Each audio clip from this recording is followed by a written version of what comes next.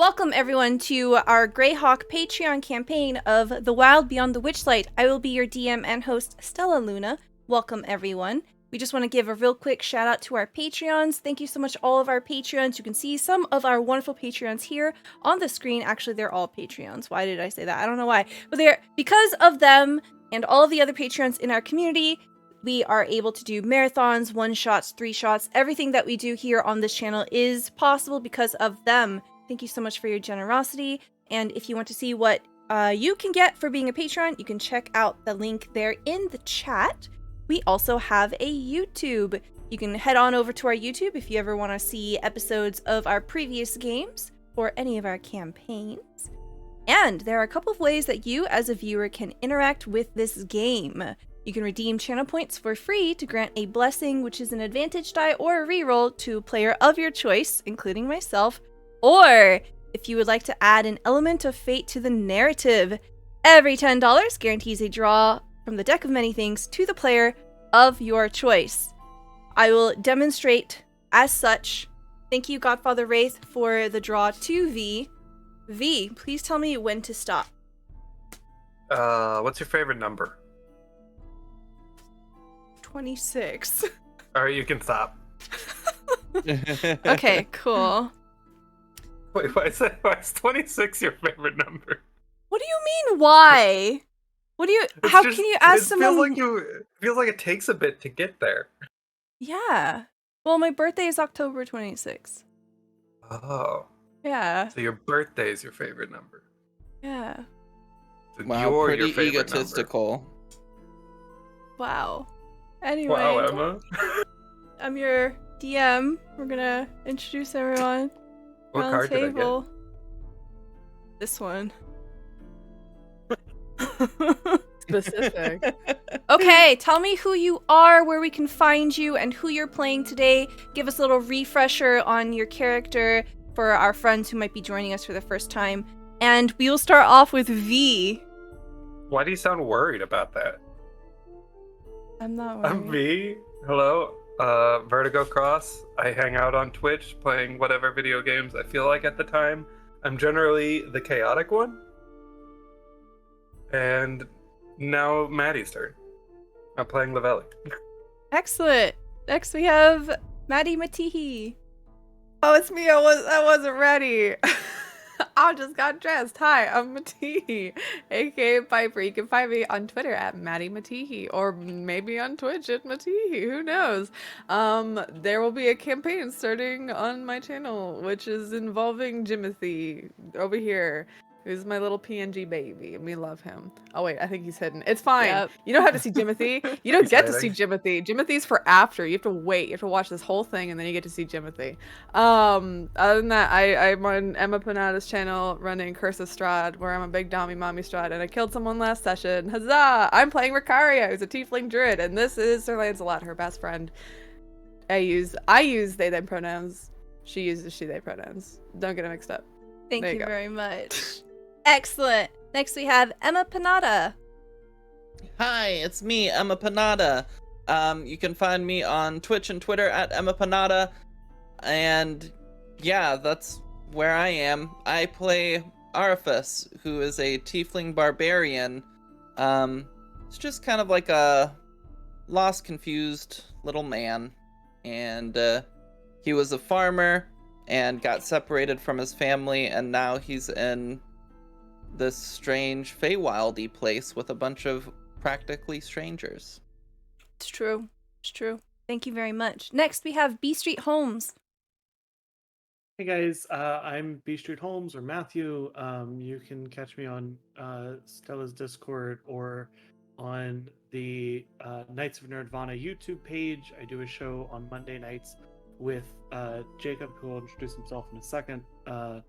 We do nerdy news from science and tech news, video games, comic books, the whole nine yards. And I am playing Kayla Kilvari, who is a elf on an adventure to win glory, gold, and infamy.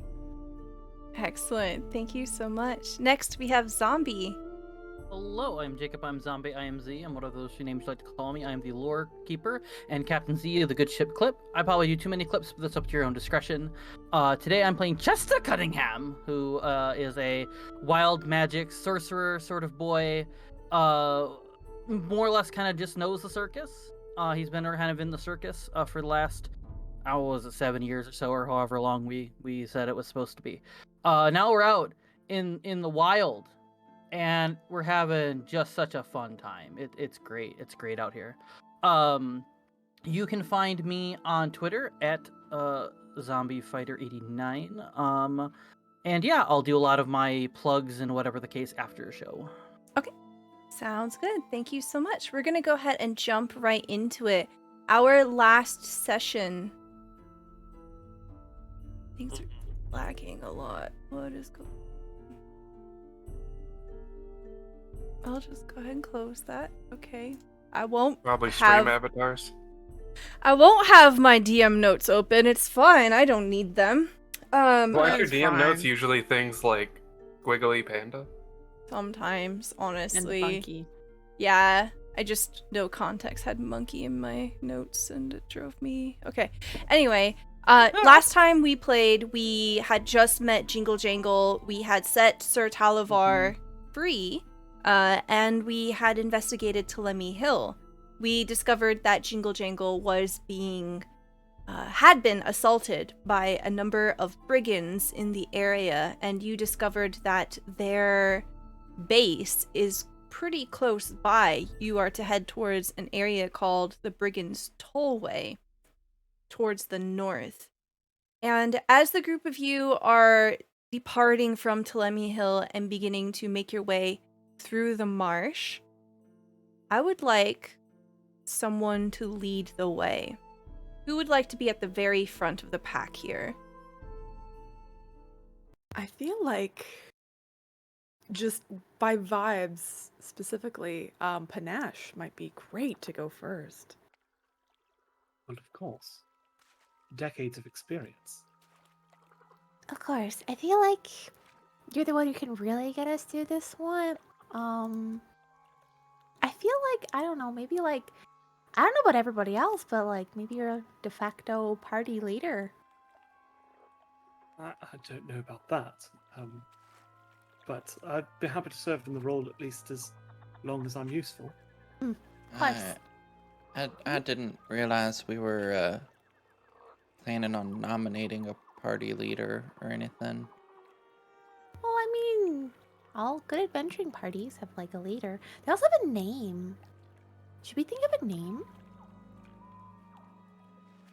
The name's not going to do us much good until we get back to our own homeland. No So- reason having stories spread about us here. True. Yeah. Because then we would have to come up with another name out there. We'd have a name here and a name there. And this is already confusing. Yeah.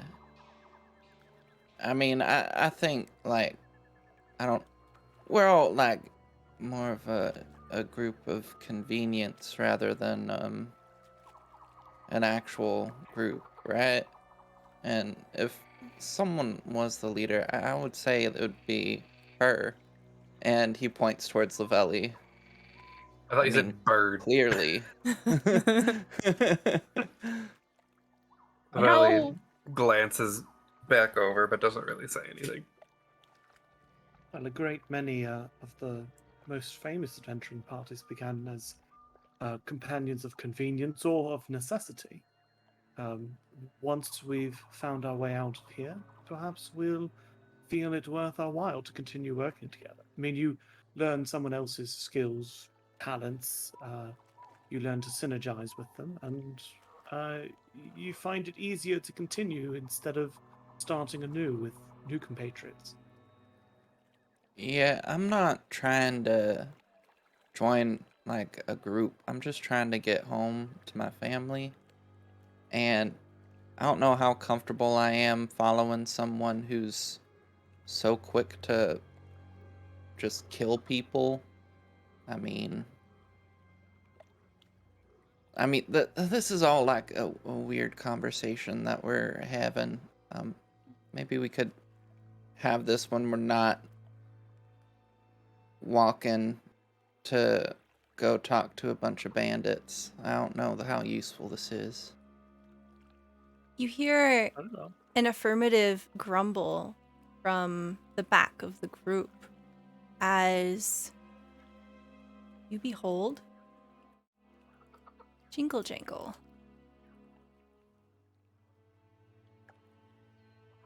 The group of you look back to this pleasant-looking goblin wearing essentially a cape of keys. As she moves along, she is quite noisy with the group of you, and she says, Jingle Jangle thinks that the group is quite kind. Jingle Jangle thinks that we must keep on our guard. It is dangerous here in the marsh.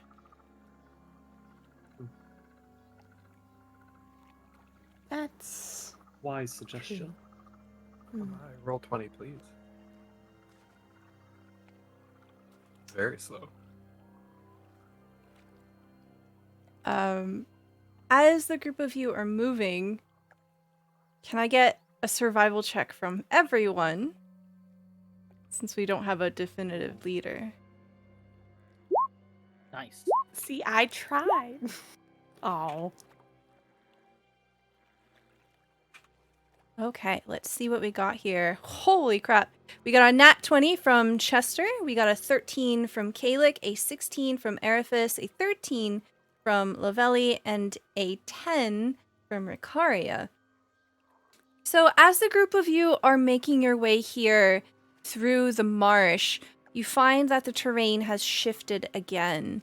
You are experiencing a low tide, so the ground beneath you is quite muddied, and it sucks at your shoes as you move through it. However, there is something unusual about the area that you begin to pass through. You see that there is a field of bubbles that are slowly rising from the ground here. They are all of various colors. You see that some of them are kind of a noxious green. Some of them are almost transparent. You can barely see them. As you are all moving through here, you find that the bubbles burst quite violently. But, Ricaria, you are almost caught in the radius of one. You are the closest to one. But you manage to evade it just in time. And as it pops, this very strange scent begins to wash over the area, and you catch a little bit of it. You hiccup once, and then the sensation passes over you. Mercari kind of coughs and looks around and says, that was weird. What do you think these are? Nothing good. Seconded. Alright, maybe we should just kind of avoid them. Just wide berth. How many bubbles are there? Is it like a horde of bubbles? Are they loosely spaced? They are very loosely spaced. It doesn't seem to have any rhyme or reason to it. They are quite small as they begin to come out of the ground, but they expand to be about the size of... Who has the biggest head in the group? A big-ass head, and then it pops. I mean, I think we know the person with the biggest head. That's But metaphorical. Oh, excuse me. I mean, it'd probably be one of the tieflings. Just because the horns? I don't know if horns count as my head. That and the other person's an elf. One's a small bird. Another's Jingle Jangle. And then there's it's Chester. obviously Jingle Jangle. Jingle Jangle has the largest head. Just Those ears. it's I'll go with it. massive. About 30 minutes pass as you're moving your way through the marsh here. You're heading north. And as you do, you find that the terrain is not very hospitable. It is unkind and difficult. Chester, with your nat 20, you see it first. There is a strange figure in the distance. It seems very far away, so it must be very large. And you realize it's a building. I'm seeing something really large in the distance. It might be a building? I think it's a building. Another one? Yeah. Certainly a lot more structures in the Feywild than I'd have thought. Well, I mean, people live here, right? They need somewhere to live. Yeah. Jingle Jangle, do you know what that is? You see Jingle Jangle bring a hand up to her eyes, and she tries to squint out into the distance, and she shakes her head.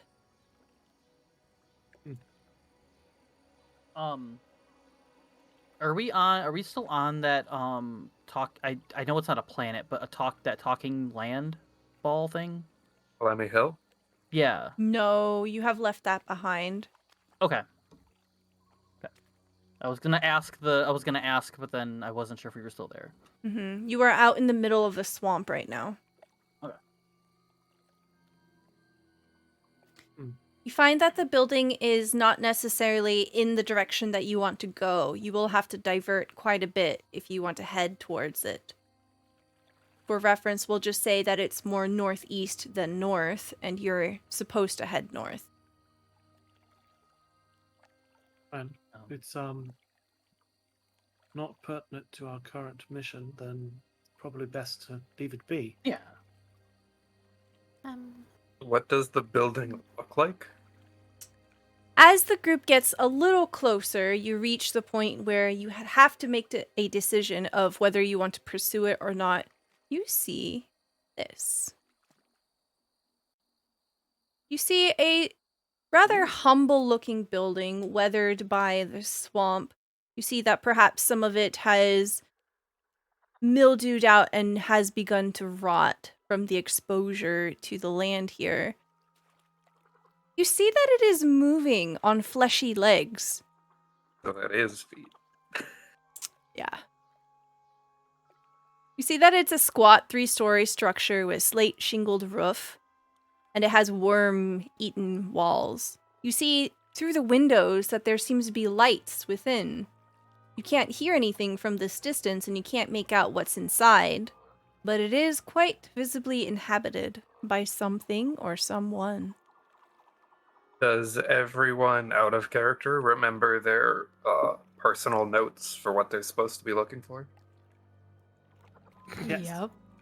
I didn't even remember that was a thing. But I Yep, think we're sure, looking for the uh-huh. same thing, right? I'm looking for a rambling cottage on stilts, which I think I see on the map, but that's out of character.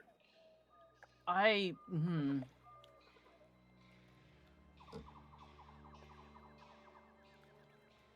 looking think- for something in the mountains, so this is not mine.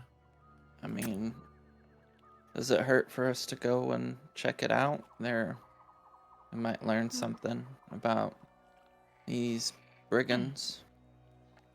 Well, I mean- without their jug, it'd be pretty hard for them to steal more memories. Unless that's not the only one they had. No, they could have multiple jugs. It's a whole bunch. I mean, we could go check it out. I mean, it's pretty cool. And Ricari is like kind of looking over towards the legs that it's walking on, just staring at it. I mean, Is if it? No, what is it? No, if it's pertinent to what someone's trying to look for, and I say we could probably go investigate it. I just didn't know anyone was looking for it. So If you believe Wait. it's the thing you're looking for, we probably should go now. It clearly has the ability to wander away. That's true. Is this thing walking, Stella? I think. Yes. Okay. I was like, I It don't has know a if that was walking said or if speed we were of just 30 inferring feet, it. so it's quite fast. That's horrifying. How many feet does it have? 2. Let me zoom in. 1, 2, 3, 4, 5, 6. Does it have one speed? Probably for like each foot? 30. yeah, 30 Gotta foot. speed moves reach, but- 30 feet. Amazing. Yes, that's great. I love it. Yeah, it seems to be walking quite fast if we do want to catch up to it. Yeah, maybe we should, like, run over there.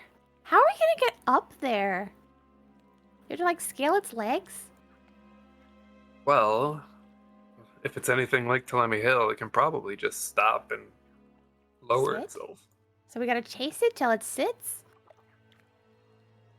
Or, who knows, a place like this, perhaps we could just talk to it. Oh. If it comes to it, I do have rope and pittance.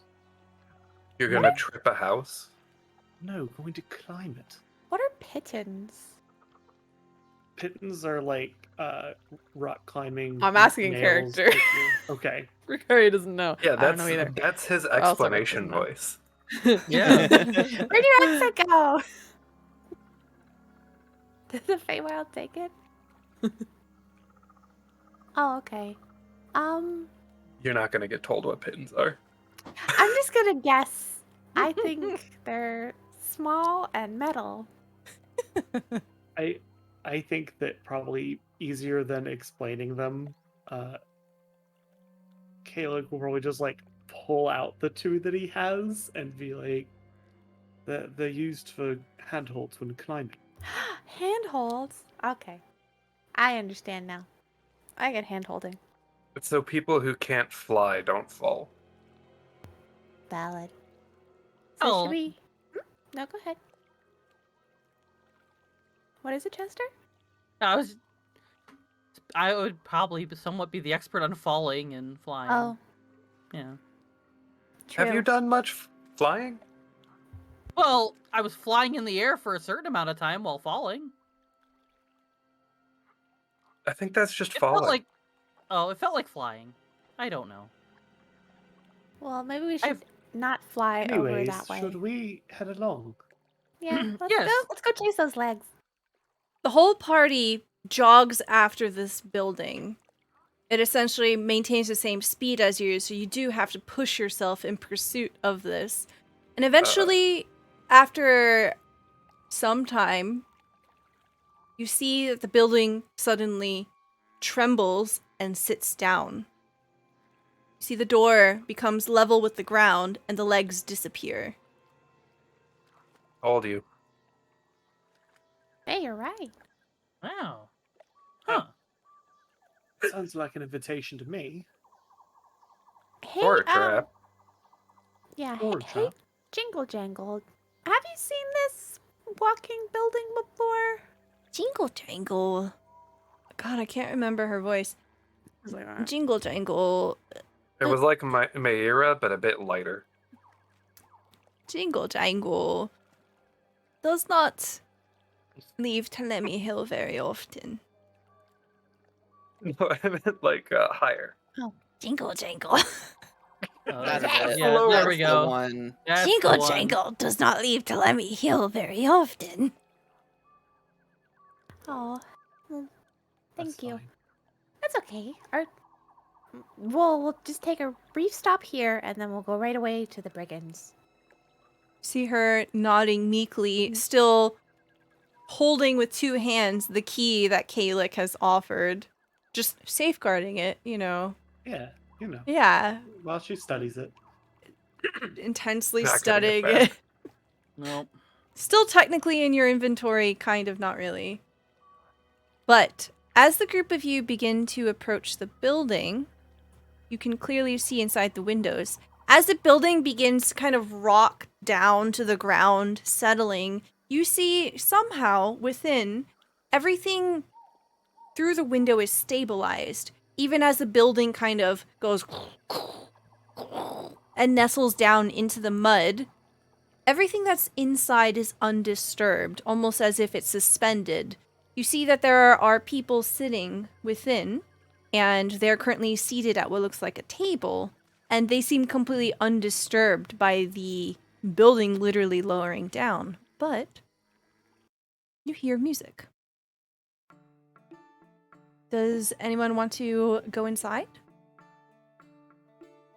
Seems like we may be interrupting their lunch. Well, I mean, you and Arifis wanted to come here, right? From a glance, you can tell this is a tavern of some kind. Well, Wait, like you can immediately tell it's a tavern? Like you see a bar. Okay, Lavelli immediately starts heading towards the door. Arifis is walking with Lavelli. A walking suppose this must be the bar. place, Huh? then. As you enter, you catch the smell of hearty stew, and you see smoke beginning to rise out of the fireplace and in through the chimney. You see that there's an elderly woman behind the bar, and as you enter in, she raises a hand and she waves to you. You see that currently there is a table with 2 individuals seated, and they don't look up. They continue having a low conversation. Welcome in, travelers. Please, make yourselves at home at the inn at the end of the road. You seem to have left your road behind. No, the whole world is the road. And that's not ominous. Well, only if you consider it's the end. That's the joke. There is no end. That's really funny. Thank you. Of course. Hey, And Ricaria like leans over to Chester. hey, Chester. I don't have any money because it all disappeared. I've never been to a tavern before. So I know this is like a really awkward question. Can you like buy me a drink? Is it okay? I have a little bit of money. I suppose I could. Lavelli wraps an arm around Chester's shoulder. Well, if you're buying the first round. It's probably all I can afford is the first round, but yes. And then she drags him over to the counter. What will it be? Are you hungry? If you like, I have hot meals. I have slices of my delicious plum pie. Beds as well. And of course, as all things are here in Prismere, they are all free, so long as you respect the rule of... I can't pronounce this word. Reciprocity. Reciprocity. Reciprocity. What recipe's that? Is it reciprocity? Because isn't it supposed to be like reciprocation?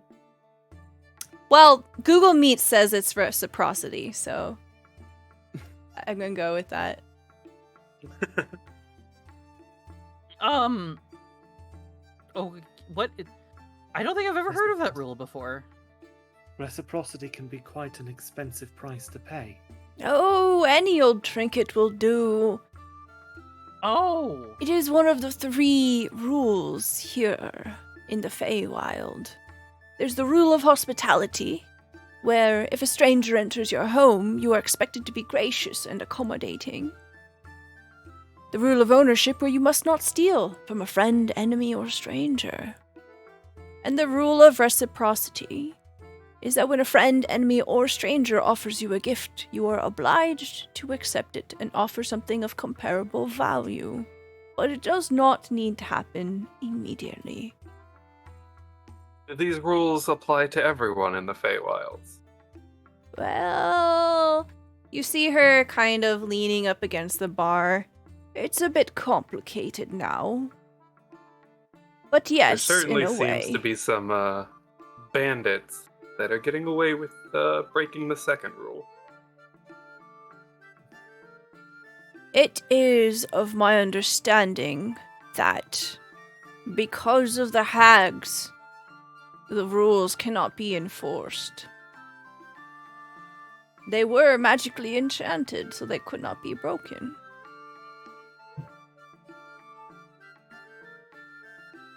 Well, that's So- a problem. Essentially, we could get food and drink and put it on a tab. I think that's what they call it as well, sort of in the kind of vein. If you intend to honor paying your tab, then yes. I don't expect our chances of coming across this place are high again. True. And the price needn't not be something physical. If you don't have something interesting that you wish to part with, then perhaps you can do some work for me. Or perhaps trade something precious that you're willing to leave behind. If you can help us with certain bits of information as well, then... And Arfis is going to take out of his bag. I don't remember specifically what this looked like or what it was, but a metal artifact worth 500 gold. I have that written in my inventory. Okay. Arfis just says that, pulls it out. This is a metal artifact worth 500 Worth gold. 500 gold. I'm really good at appraisal. What's something interesting? We'll say that it's shaped like a miniature KitchenAid. It's not Nice. functional. Tragic. Oh, this is quite an interesting gadget. As you pull it out, you see the innkeeper reaches to take it from you, and they turn it over in their hands, and they say, "Oh, I can tell that this is quite valuable. I can try to give you as much as I can so that I can honor the trade. But I feel that this might be so mighty that you might not be pleased with what I can offer." Well, drinks, information, and perhaps a place to rest. Very we can well. call it even. Sounds good to me. And you see her put this busted KitchenAid behind her on the shelf. And she says, "Please sit down." And she begins to prepare a number of slices of her delicious plum pie, and she sets them down in front of the group. "What kind of information can I get you?" We were going to talk to the bandits and try to figure out a way to stop them, but I was wondering if you knew any information. Oh, I do know that the brigands are led by the infamous Agdon Longscarf.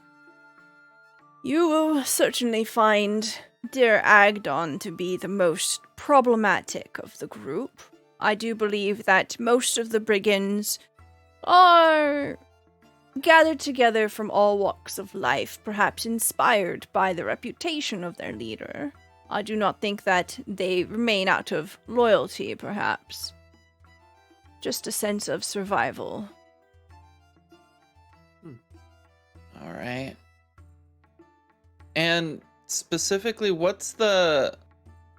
When we got here and we were told the things that we were supposed to look for, what was said about the wandering building or whatever it is? So, I think as soon as Lavelli comes in here, you definitely get the sense that this is probably not what you're looking for. You don't essentially get like that ping of clarity that you got when we first arrived here in Hither.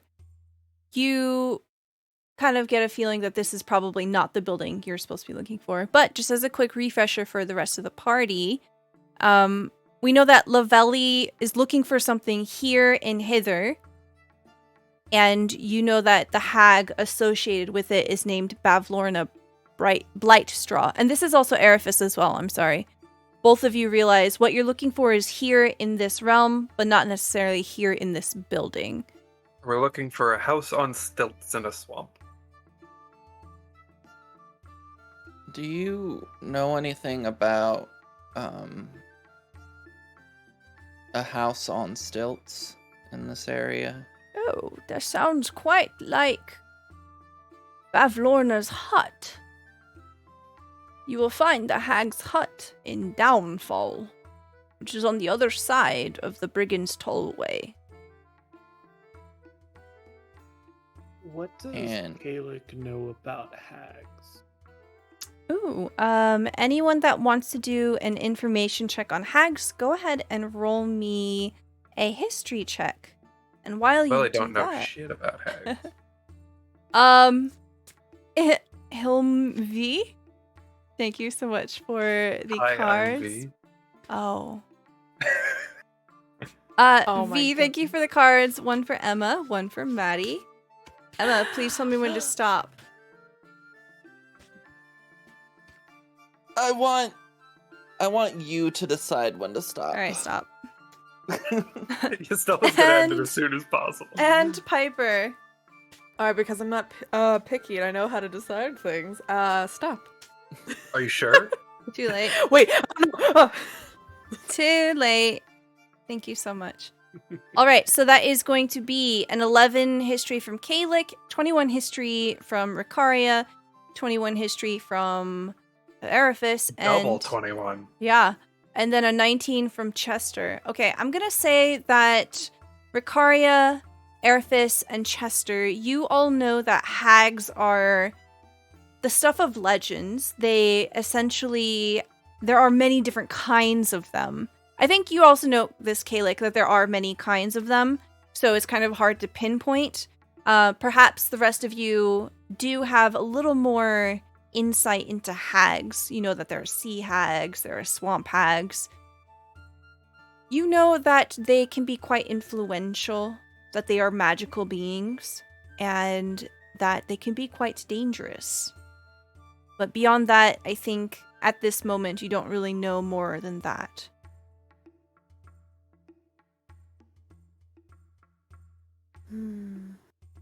Well, is there anything like special about them that we should know? Like, do they like gifts when you come over? You do remember, as a group, you had shared information from the unicorns, and that Bavlorna has a weakness, and it is when someone runs in Windershins, which means counterclockwise. Boot, right? I thought it was like splints or something. thought I it was had to just, look it up. getting I on was like, your what is this knees. word? This is such a freaking weird word. No, it just means you run counterclockwise. She's allergic to it. Yeah. Hives everywhere. Yeah. Mhm. Maybe we should bring her a clock. And then And run with it. watch it run. I don't know. I can put it backwards. That might help. Lavelli pulls out the ball and holds it in front of the tavern key. Oh, what is this? I have never beheld such a thing before. I'm looking for its owner, Displacer Beast. Oh, That's gone. I'm sorry, I don't have any information regarding this thing in particular. She nods at that and slowly puts the ball back away. I hope you find what you're looking for. This is not a safe place. Well, I mean, my inn is a safe place, but beyond it, it is not. As she says that, Lavelli glances over to the two having their conversation in the distance. You see that they are adventurers. They are garbed in a mishmash of different things. You see that they look quite comfortable. They're currently enjoying some soup. You see that one of them is a gray tiefling wearing a variety of different armor, leather armors, and they are currently enjoying their drink. And across from them is a half-elf. Health. The half-elf seems to be wearing some chainmail. They have been deliberately ignoring the group of you as you came in, just enjoying each other's company and their food. A card for the soup? Okay. Thank you, Sir Lancelot, for the card to V. Well, Lancelot's I've already spending got a money. card. Chester and I get another Kayla one. need a card. I'm gonna stop. SOUP. Stop. You deserve this card. V, I don't think that spells stop. Stop. No, but it does spell soap. Good stuff. Salute. Salute. Gosh. Salute. Does anyone partake in the pie? Yes. Ricaria immediately just so hungry. I think we've been having rations for like the last day. Which is Yeah. Ricaria is starving, used to like well cooked home meals, still misses that from her dad because her dad's a very good cook, and just not quite face first, but definitely messy as they start to eat this pie. This pie is Yes. very delicious, and it definitely has that touch of something homemade. Ricaria starts eating and just like blinks a little bit. Says, "This is really good pie. It's really nice. I like it a lot." And just keeps shoving it into her mouth. What did you want to say, Chester? Chester was just gonna was also interested in the what he smelled like. He'll go up to him and when I came in here, I had this waft of like a stew.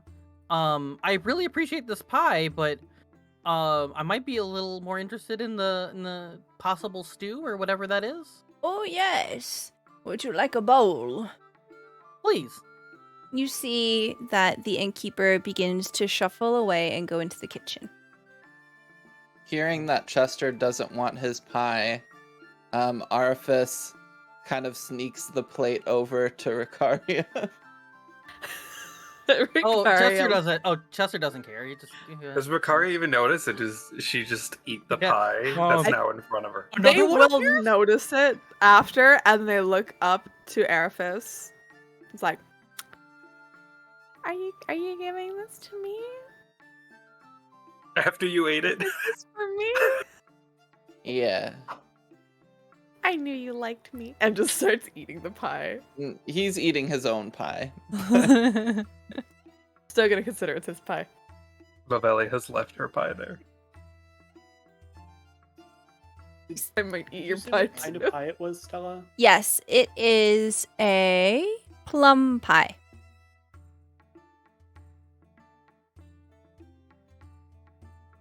I think I'd rather have the soup. Does no one I'm else just- want pie? I'm just waiting for a drink. You can eat pie and drink. Lavelli looks at Scarlet. her. I corrected. Have you ever tried eating pie with a beak? I have not, but I have tried eating it. Well, I want to try eating it with a muzzle at some point, but I feel that'd be really messy, especially in the fur. I could cut up in like little pieces for you, Lavelli, and I'll like put it on a fork. Like put it in your mouth. Do you want She me to just do gives that? you a flat look. Ricaria's very serious when she asked this. Are you sure? Not some kind of pet. I just want to do something nice so you could enjoy the pie too. I'm sorry.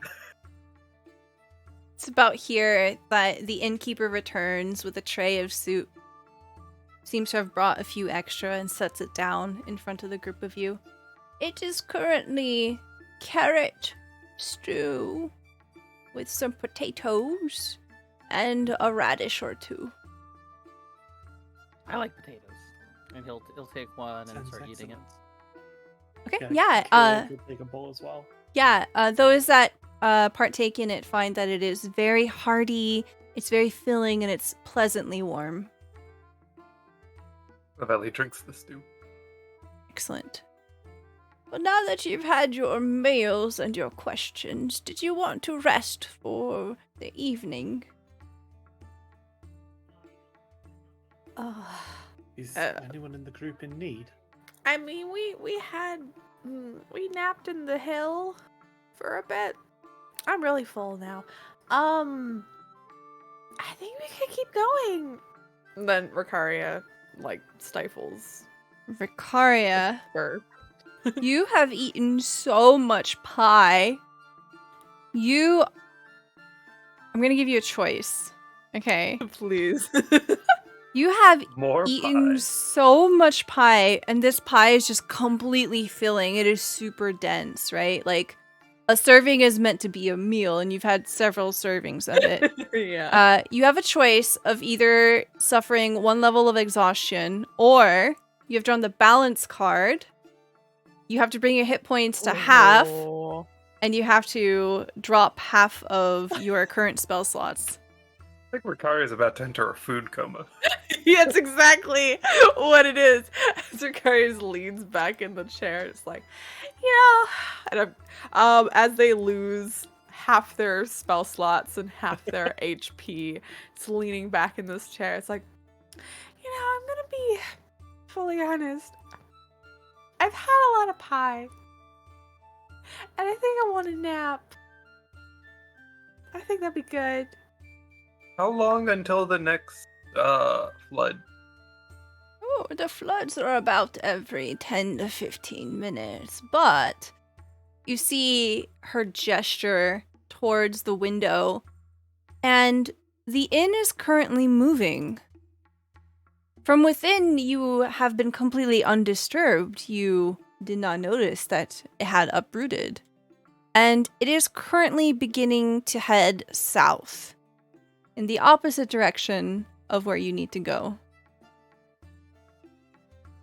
Oh, Seems our progress may be reset if we were to stay. yeah. Oh, when Is does that such a big deal? We weren't walking for very long.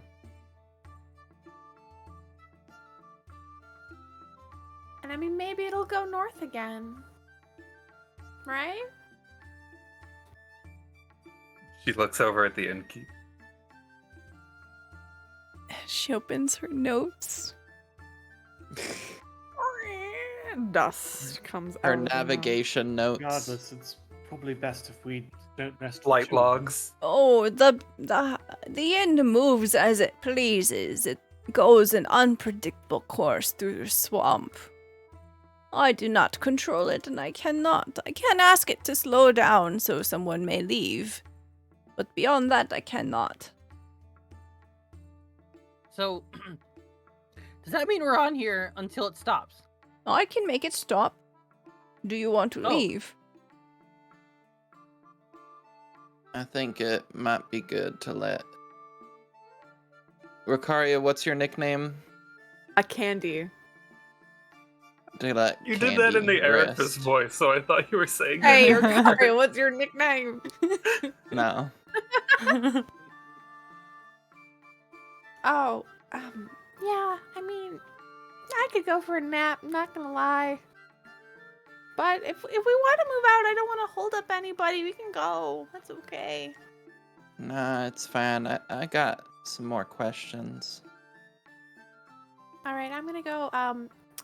Sorry, I don't think we got your name. I don't want to call you innkeeper. That seems rude. Oh, my name is Sue Arabax. Hello, Sue. And now you are bound. What is your name, my dear? It's I'm Candy. done. Ah, it is a pleasure to meet you, Candy. You too. Where's your rooms? Oh, upstairs. Please help yourself to any of the rooms. Make yourselves at home. Mercaria will leave and head upstairs to go have a nap. Okay, sounds good. What would everyone else like to do? Surely Sue, you can have I- spirits of some sort. Oh, of course we do. Would you prefer something more like beer or more like whiskey? You see a small glint in her eyes. I'll take the whiskey. Oh, Can I ask a question? yes. Does Jingle Jangle perk up at the mention of whiskey? Yes. You see that she's just like she just happens to be like sitting right where the lighting casts a long shadow of her face, so she just has those golden saucer cat eyes right in the darkness of her own shadow. And you see her look up and she has these like adorable shiny just begging puppy eyes as someone says whiskey. And then realizing what they meant, she resumes back to her like Gollum hunch. Lavelli hands her her pie. Jingle, jangle, appreciate this. Just opens their mouth, and you just see, like, it's like a bear trap, just serrated teeth, just.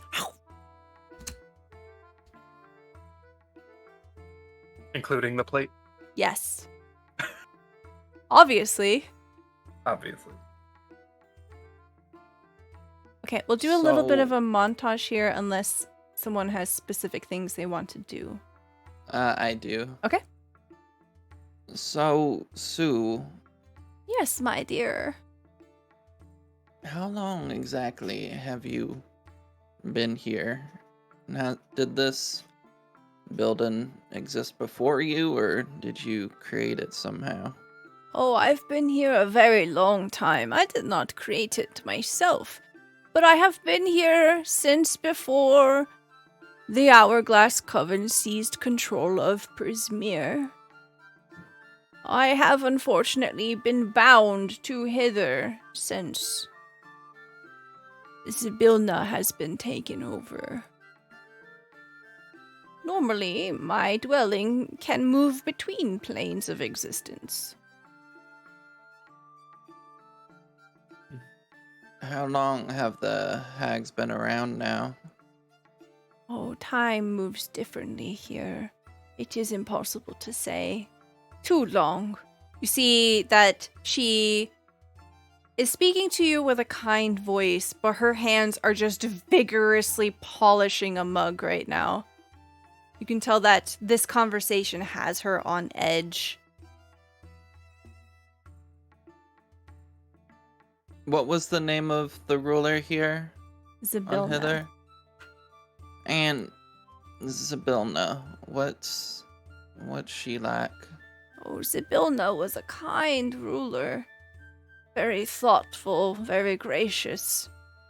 But ever since the hags took over, the land has become corrupted, and it is no longer the sweet and welcoming place that it was. Equally wild, but something corrupted and dark now. Has no one tried to stop the hags? Ha! Who would stop a hag? Who would be so foolish, so brave? Don't say brave. You see Sue's eyes light up as she looks up at you. Are you a hero? Very well. I will make one of myself if I'm not. Lavelli lets out a small laugh. Arthas just kind of like side eyes Lavelli. She turns away. Well, if you make it your intention to unseat the hags and bring Zybilna back to power, I would give everything that I can for your journey. It would be more than enough recompense. And I can return your trinket, gesturing to the busted KitchenAid behind her. Oh. You said in better times this house could travel between the planes. Aye. So if we were able to stop the hags, would you be able to help us move between the planes again? Aye. I think so. I will admit that I cannot control the inn, so I can take you somewhere, and it can be far away from here. Well, if we have no other options to return, it helps to have a choice. So we Aye. could randomly go from plane to plane. Aye. What's the hag's name in this land? That's who I meant to Bavlorna ask. Blightstraw. Bavlorna. What's Bavlorna like? Oh. Very paranoid. Very, very secretive. Very seldom leaves her hut. She does not trust her sisters. And with good reason. Is accept visitors?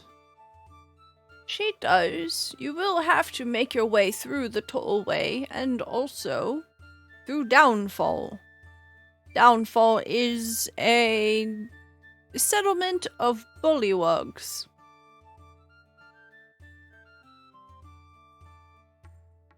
Alright. And why you said that it's for good reason that she doesn't trust her sisters. I mean, aren't they ruling together? It is with their combined magic that they are so powerful, but they are all selfish creatures. They do not care for the land around them or the people within it. All of Prismere has suffered beneath the hags.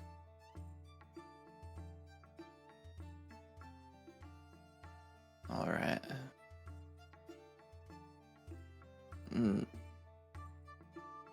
I think that's all I got. Here, have another bowl of soup. Thank you. You're welcome.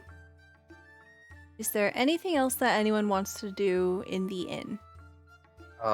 Lavelli takes her whiskey equivalent, and she goes to bother the two adventurers. Okay. You find that the adventurers don't really warm up to you.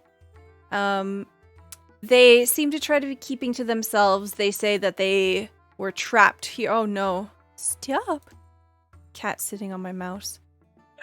They said a giant cat sat on them and they appeared here. Yeah, they say that they were fleeing a giant cat and they went through a portal and they somehow found themselves here. They have been unable to leave. They say that they are staying at the inn until one day perhaps they can leave Prismere. This is their ticket out, or so they think.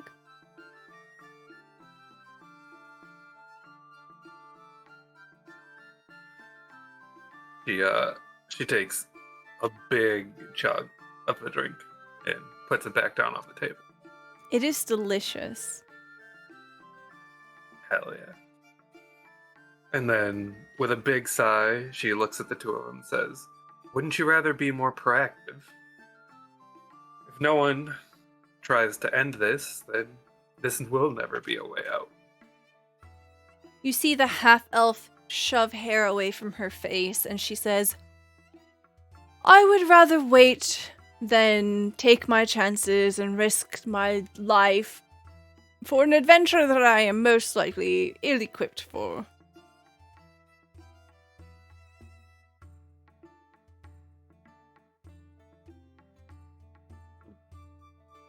She stares up for a moment.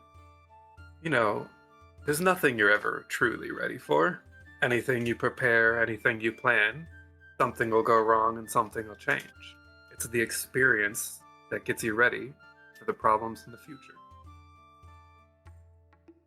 Well, that may be, and those are pretty words.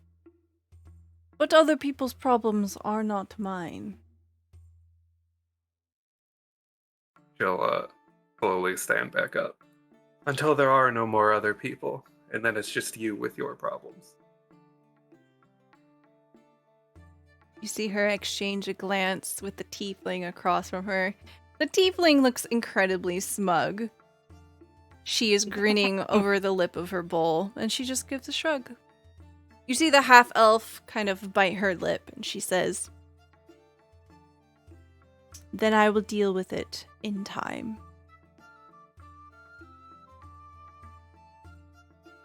And Lavelli will step away. Okay.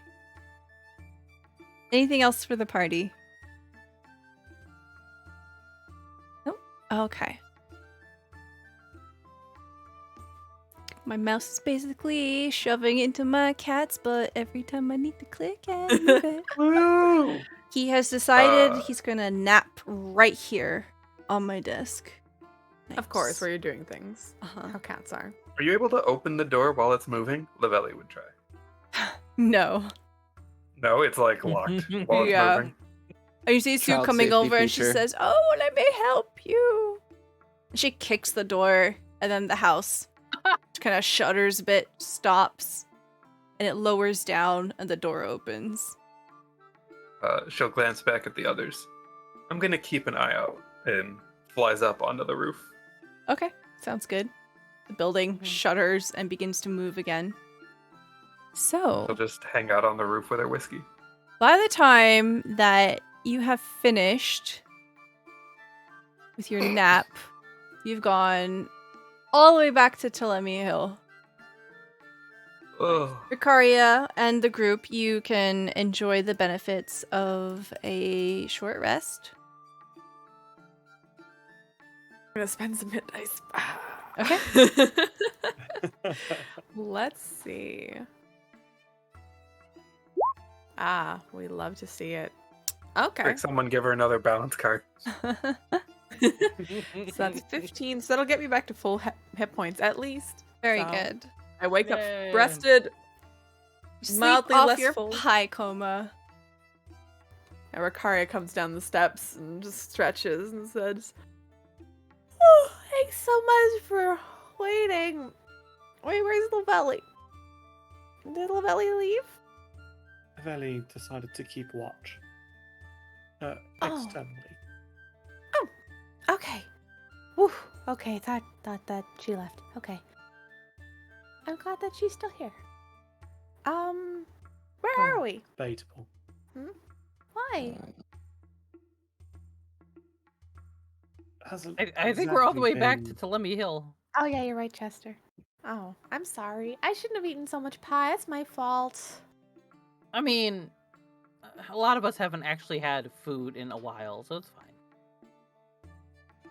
Okay. Yeah, and I think we left our boat before, so I mean, if things are gonna keep flooding, we can get that. Well, we True. did leave it around here, didn't we? Yeah. It was by the hill. Maybe we should get out and look. Yeah, at least check. Alright.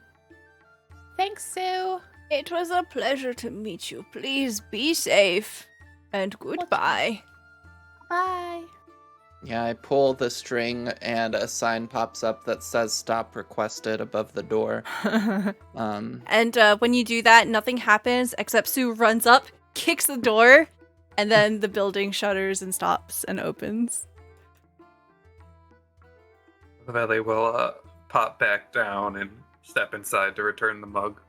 Oh, thank you. Bye-bye, everyone. As Bye. you leave the inn, you see that the water is beginning to rise. And you easily find the raft where you left it. Which of us had the means of propulsion? I have an oar. Ow. Stella, got Wow. feet. these little rivers on the map, are they just remains of the flood, or are they, like, saleable? They're just remains. Everything essentially just kind of swells up or goes down.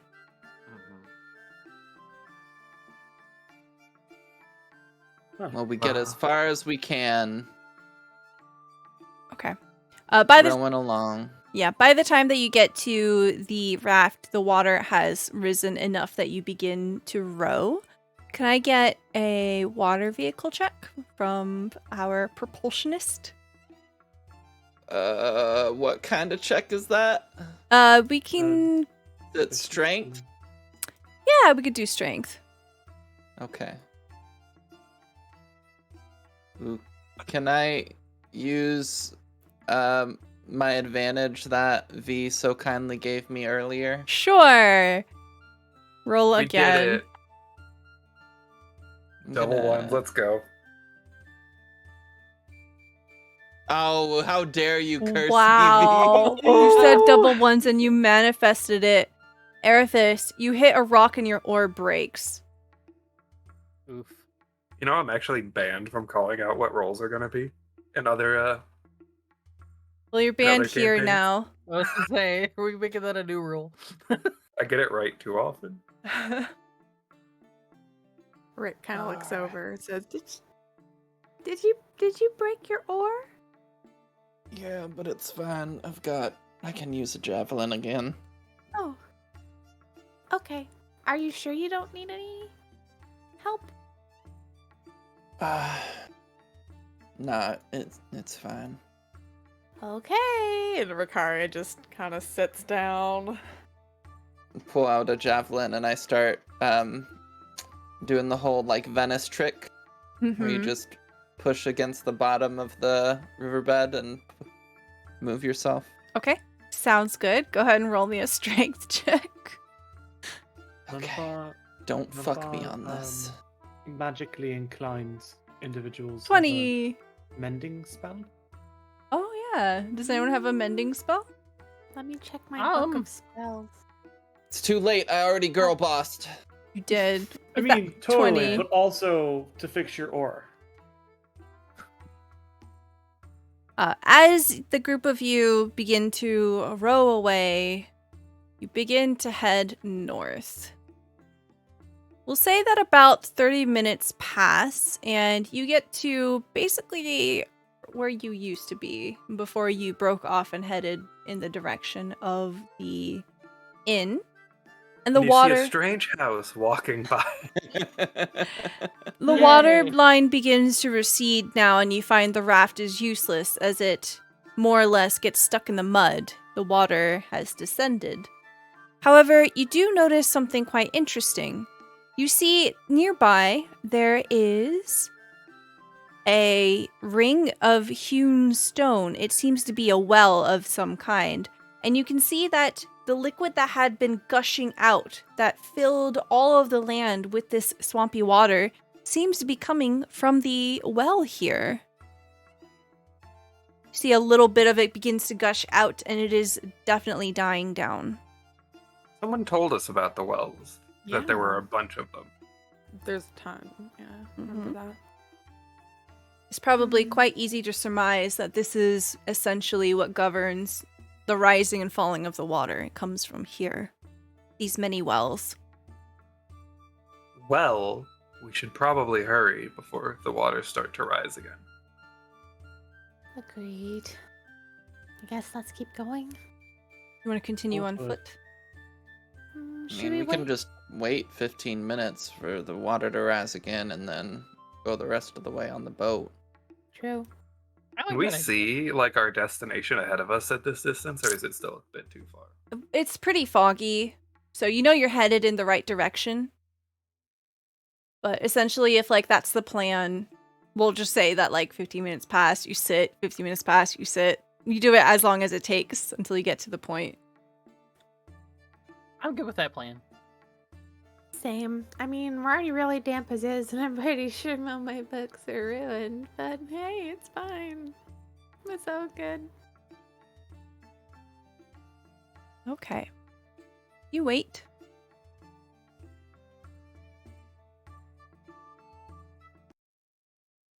And then we die.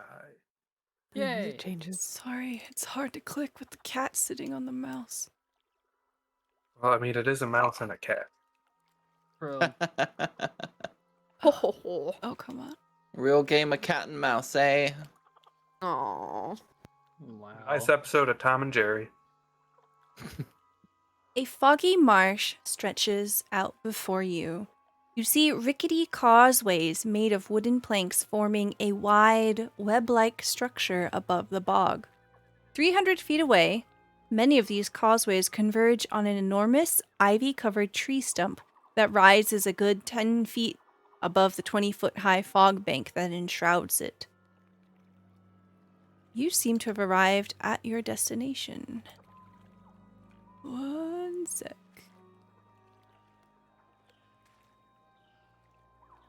My cat. He's so cute, y'all. I'm gonna show you the Stella picture. versus cat. Mhm. What the from what the good innkeeper told us, it seems like they rely pretty heavily on their leaders' morale and direction. Certainly, handling that individual one way or another, diplomatically through combat, whatever, should be our primary concern. Does not seem like this group will be a snake's head situation. Once we deal with the leader, it should come to a close. Hopefully. Just to clarify, so we're all on the same page. So what is our plan with these people? Are we going to... No, we're not gonna kill them. No. I know you don't want to kill them. That's fine. But is magical influence of being charming off the table? Let's give them a chance to give us their side first. Okay. We aren't from here. We don't know if this could be some ploy against the hag. We'll see. I'm sure they'll be a right good influence on Hither, given the way they treated our friend Jingle Jangle here. Yeah, I don't know how much of stock I'm gonna take in what they say, considering they robbed Jingle Jangle and tried to rob us. So, but I won't kill them. Looks very pointedly over to Araphis. Good Don't deeds can be worry. done with bad motives just as easily as bad deeds can be done with good. Sure. Okay. Ricari is going to start stepping forward. Okay. So essentially, we'll say that your raft is here at the very beginning of these causeways. You see that they're about 5 feet wide, so it'd be pretty hard for you to be shoulder to shoulder on these. Essentially, you'll have to move along the causeways in order to avoid falling into the boggy water below. You see that you have reached an area where the water seems to persist, despite the levels rising and falling elsewhere. You have come into an area that is a bit more below level, ground level, yeah. There's water. There's a lot of water. Lavelli grabs Kalik's shoulder and pulls him slightly aside. Yes, First, you still have rope, don't you? I do. Should shore up the raft so you don't lose it.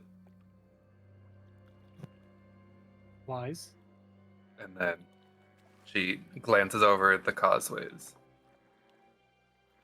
Fighting as a group will not be easy, if it comes to it.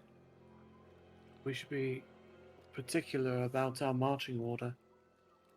With so little room to maneuver around one another. I will stay below in the water. Under the planks. In the water.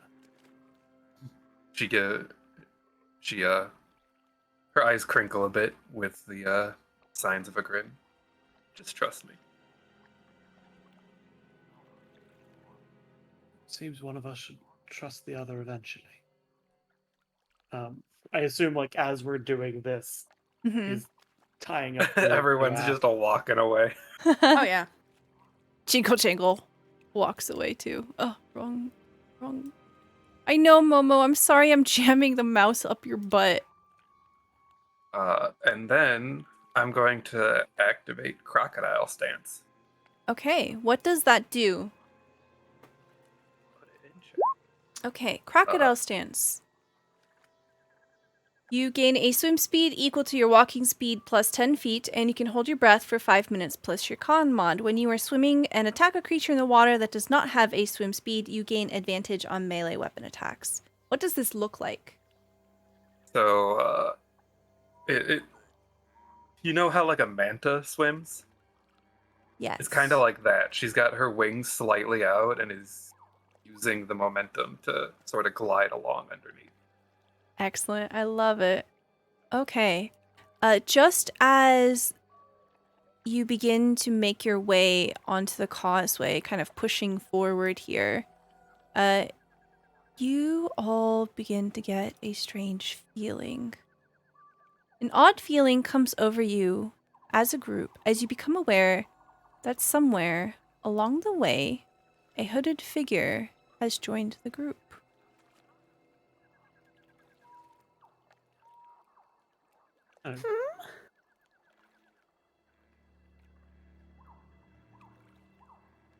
When do we get another party member? Like, looks between both Chester and Arifis. Does Ricaria notice that Lavelli's not with? Wait, when did Lavelli put on more clothes? And then you said the name out loud. Scarlet. Oh god. As the group turns to look towards the hooded figure, you see a hand reach down. There is a raucous laugh that explodes out of them. Ha ha ha ha!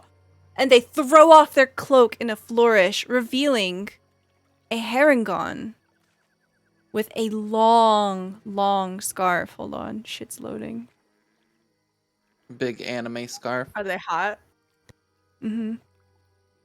Nice. Uh-huh. Nice. Art, Enemies baby. to lovers. Let's go.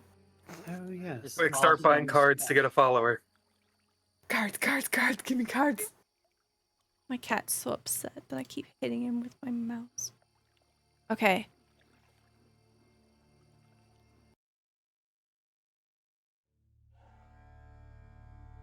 Your cat's upset. You keep hitting his booty with the mouse. As the cloak gets thrown off, the sound of bagpipes up ahead begins to erupt from the fog. You recognize this to be the song sung by the brigands just a few days before. With sticks and stones will break your nose, will beat you blind and steal your clothes, but none among us can compare. And it begins to drone on in the distance. You can tell that whatever is going on, you are not alone. And this is where we will take our break. So we will be back in about 5 minutes. We're going to do some stretching, grab some drinks, grab a snack, and we will be right back. The cloak is just his scarf. So we see the cloak being thrown off. The music begins. And you see a wide grin on this rabbit's face as he begins to bound from one plank to another. And he begins to race around the group.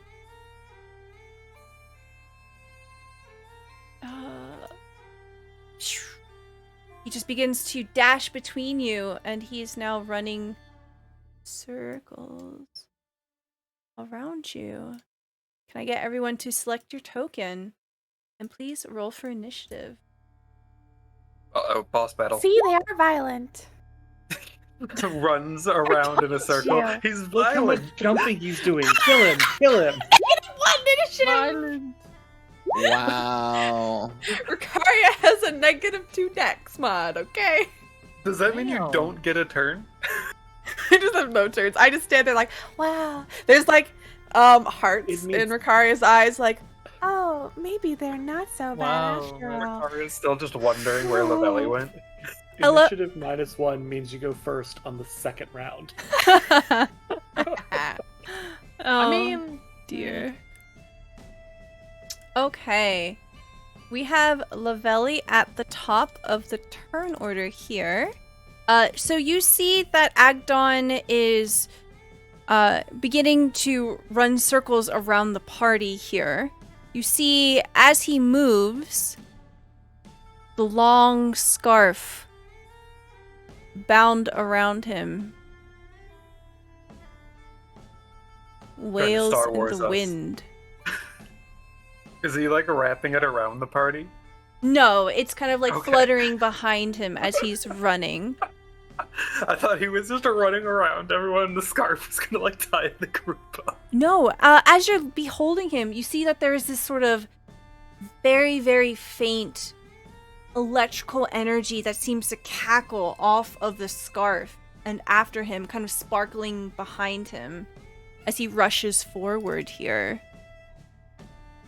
Lavelli is going to stealthily move up to the intersection of the pier. Okay.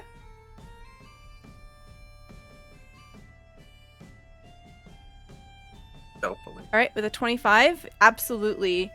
You silently swim your way forward. And that is all I will be doing. Okay, as you do, begin to see a little more.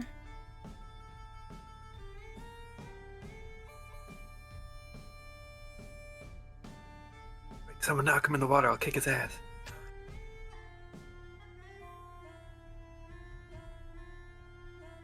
Okay, that's your turn?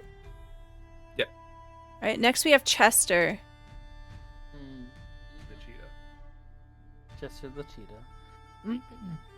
So I guess Chester will move up a bit here. Or as close enough to there as possible. Okay. So with where And- you are, if you wanted to try to grab the scarf, you see that it is within reaching distance. Yeah, why not? Let's try. Okay. So if you wanted to grab it, go ahead and roll me an athletics check. This will use up your action though, if you want to do that. Ooh, 0 for athletics. Let's go. 16. Not bad. Not bad. You touch the scarf, and as you do, you feel the static kind of shock your fingertips, and you feel the fabric of it in your hand. But you literally close your hand around it, and it slips out of your hand. 16 Oh. failed. Damn. Alright then. You have a bonus action. I don't think I have one yet? Question mark. Okay. It's quite likely. We'll just go with I don't. Okay. It is now Agdon's turn. You see, he narrows his eyes at you, Chester, as you try to grab his scarf. He will. Oh no. Uh-oh. Can I grab Oh, that? no. Okay, cool. Goodbye, Chester. You can't grab the scarf. Oh no, it's gonna be weird when I move it, isn't it? Yeah.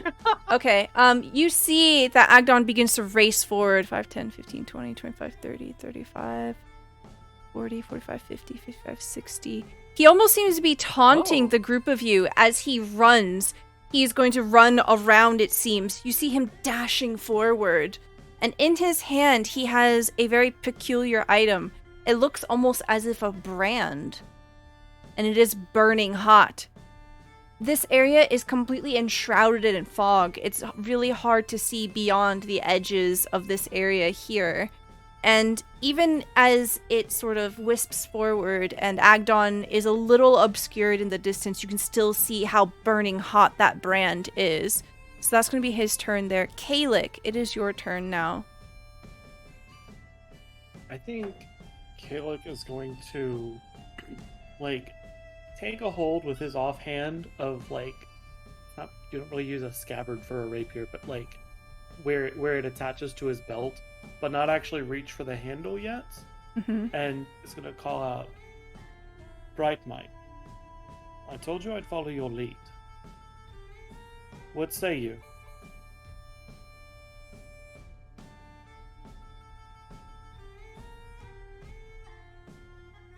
Am I Bright Might? Yeah. Yes, Yes. you are. You say that. No. Am I bright, mate? It hasn't been 3 months in game. I mean, we just need to cover the exits.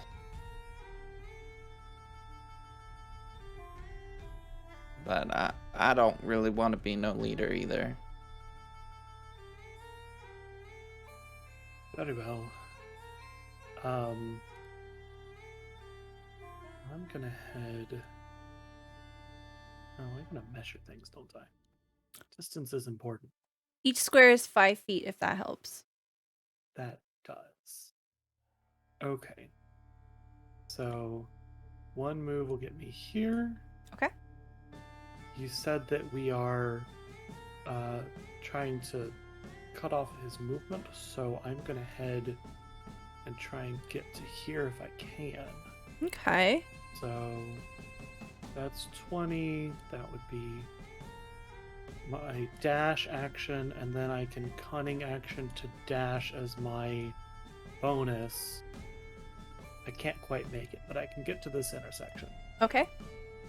We see this really cinematic shot as Agdon is just kind of like, just completely escapes Chester's grip, is just bounding across the planks here. You hear the wood groaning in complaint from his weight.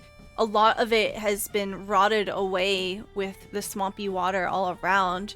And even as he's bounding, he is so light-footed, it just does not crack underfoot. He's going one way, and then we see Kalik doing the same thing on the other side. And that, I believe that will be your entire turn. That is the entire turn. All movement. Okay. Arifis, it is now your turn. What would you like to do? Arfis is gonna go... Can I get past Chester? Is that okay? Yeah, you can move through ally squares, no problem. You just can't Okay. end on the same one. So Arfis is gonna move here, and then I'll double move to get here. What exactly are you doing? What's the plan here? As you're like kind of bounding up and say this to Agdon, Agdon says, I'm the fastest in the land. You can't catch me. I'm the notorious Agdon Longscarf, Prince of Bandits. Is that the leader of that we had heard about? Yes. Mm-hmm. Okay.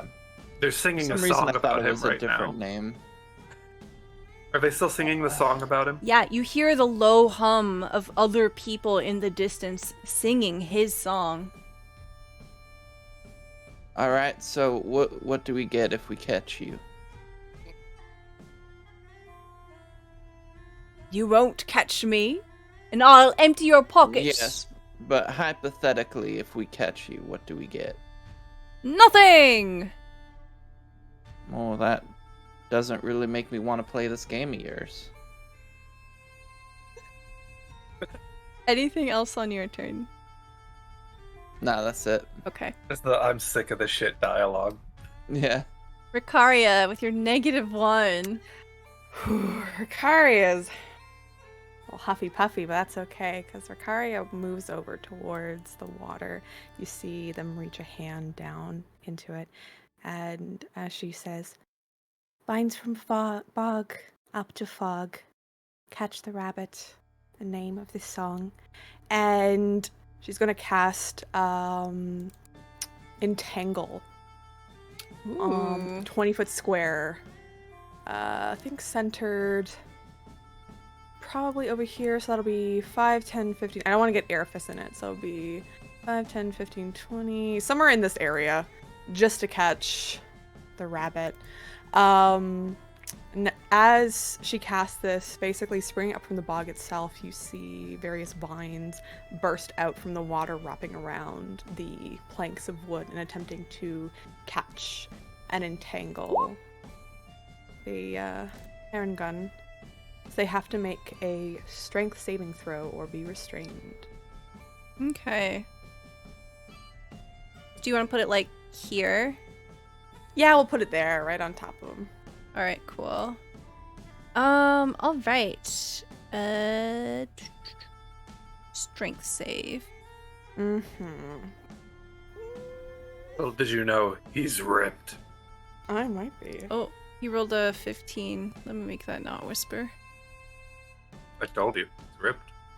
And rips through the vine. Okay. Yeah. So you see that it begins to wind up on his ankles, and he rips his ankles away. Ricaria kind of clicks her teeth. Says, Well, gonna find a better way to catch this one here. they're gonna stay there for now, and that's the end of Rick's turn. Okay. Sounds good. At the end of the turn order here, you can hear the music getting closer.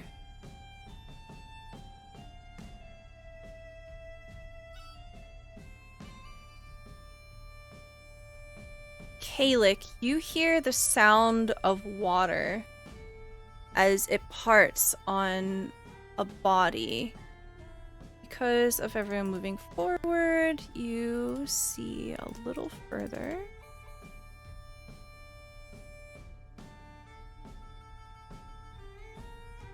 Oh, boat. Lovely. We'll say that Jingle Jangle kind of huddles near the raft, with her very meager 7 hit points. She says, Jingle Jangle will watch the key, Kalik. she hunkers down. Lavelli, it is your turn.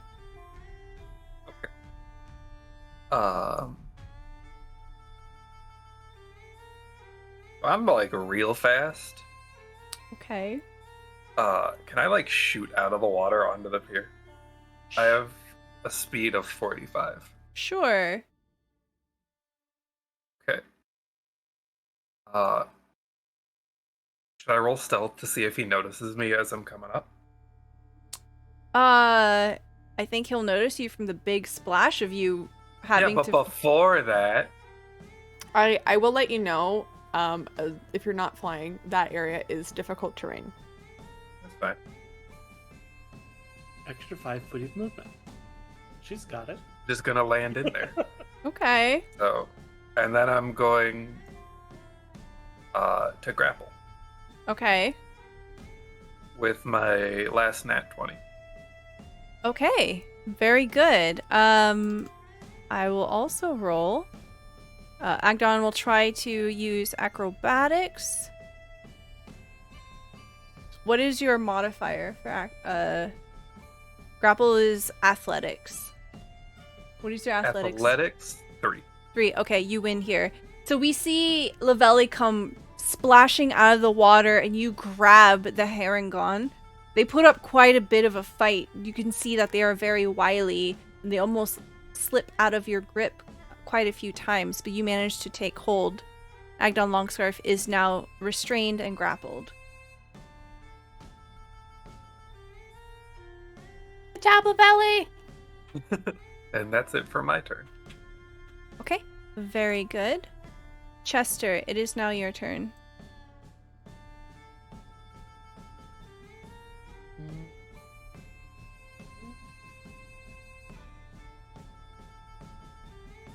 Let's see.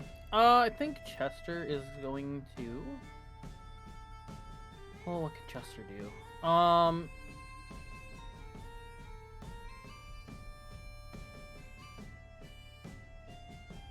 I think Chester is going to, I guess, just try and run up and catch with Great Might. Okay. Sort of just head up that way.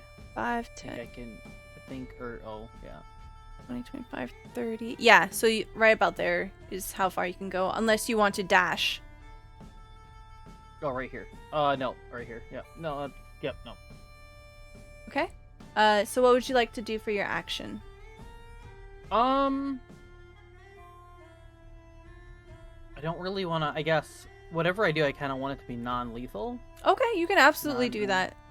Okay. Do I need to, let's see, hold on. I'm gonna throw this in chat. I was gonna use Burning Hands. I just want to make sure that I have Well, He's I don't got a have brand. I've got a brand. Well, A brand. I don't have too many, like, all my cantrips are nothing I can use in this situation. Okay, so you're actually not in range to use Burning Hands, and from the angle that you're at, there's no way that you'd be able to not get Lavelli in it, too. Okay. Then I don't know what else I could. There's only one other option I could do, but Mhm. like I don't know if me using enlarge reduce will work in this situation for anything.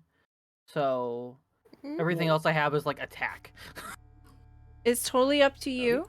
He's restrained. Try to talk him down. Yeah, you can absolutely talk if you want. So the current situation is that Lavelli has a hold on Agdon Longscarf. Agdon is restrained and cannot move. Okay. Why were you trying to attack us? I'm not attacking you. I'm going to empty your pockets and prove that I am the infamous and unmatched brigand prince of Prismere. You prove that by stealing. Of course. I'm the best thief.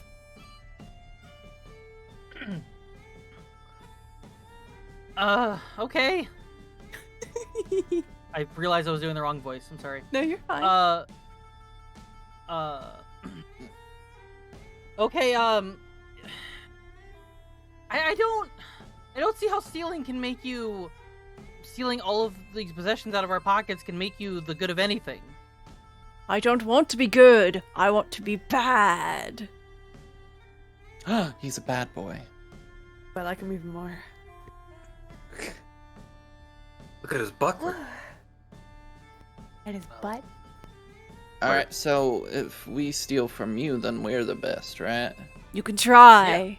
Or you're not going to succeed. Okay. Meanwhile, Lavelli holding them back. Chester. You fools, you'll never catch me.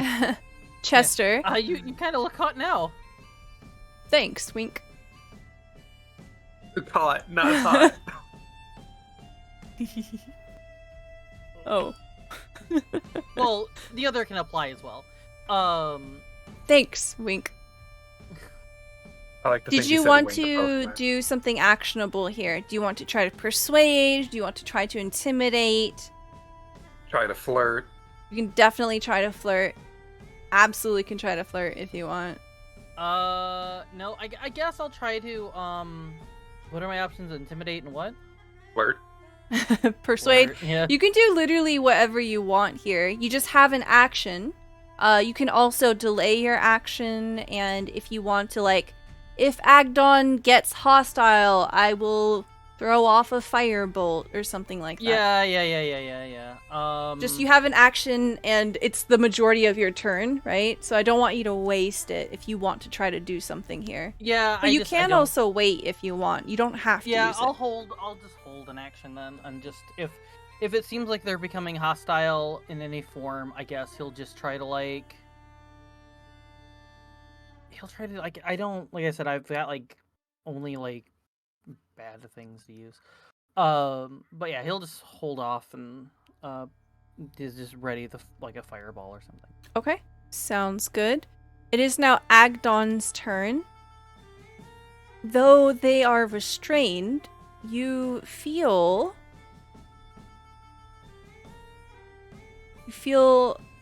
the swift hand, empty without the brand, try to sneak into one of your pockets, Lavelli. Agdon has an ability called Quick Fingers. He's going to target you. He's going to make a sleight of hand check. What is your perception? My passive perception? No. Yes, your passive perception. 13. Okay. Sleight of hand 15. Okay, so he succeeds. How many items are in your inventory? Only a tiny dagger that I got from a fairy dragon. Okay. And a ball. And a ball. Okay. But that's very noticeable. Okay. So you don't notice what he takes, but he takes something. So that is the first thing he's going to do. The second thing he's going to do is he's going to try to escape you. Rolls a 23. Go ahead and roll me either acrobatics or athletics. Nice. Wow, holy shit. Okay, Agdon rolled a Acrobatics is my 23. forte. Lavelli rolled a 24. So you see that he tries to slip away, but he is unable to do so. Does he have a bonus action? No. Okay. That's his turn. Kalik, it's your turn now.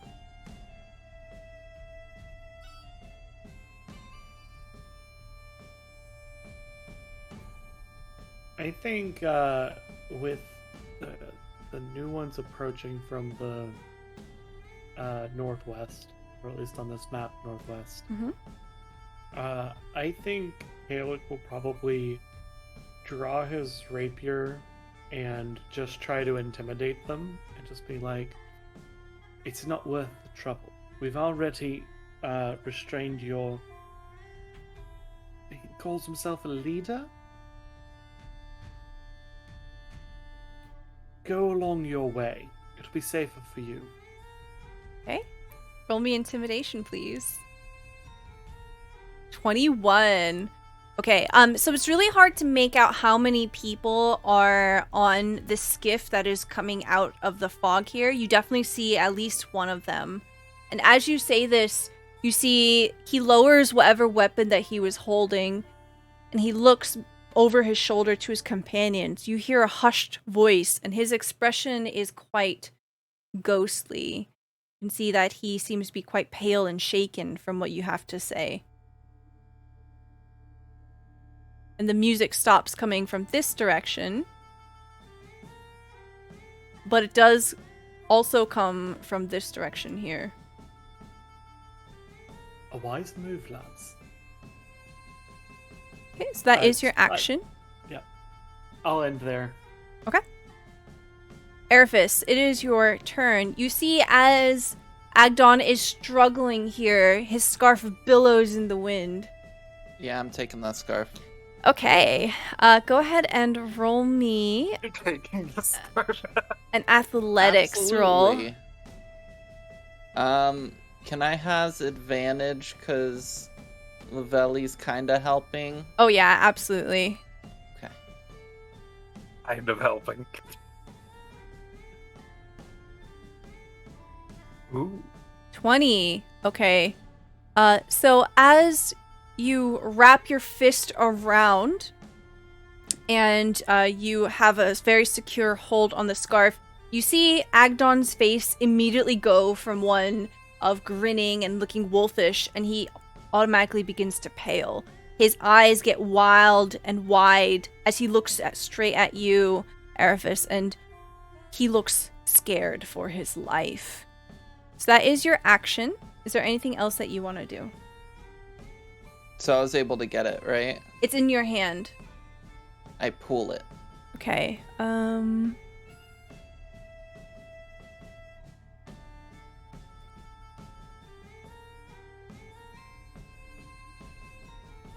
Pops like a pinata. I think that will require another action. You can do that on your next turn. Because you grab it now and you have it in your hand, and he's basically trying to fight it from you. Okay. What's his size? Is he small or medium? He is medium. Okay. They're the same size. Yeah. Any bonus action from you, my dear?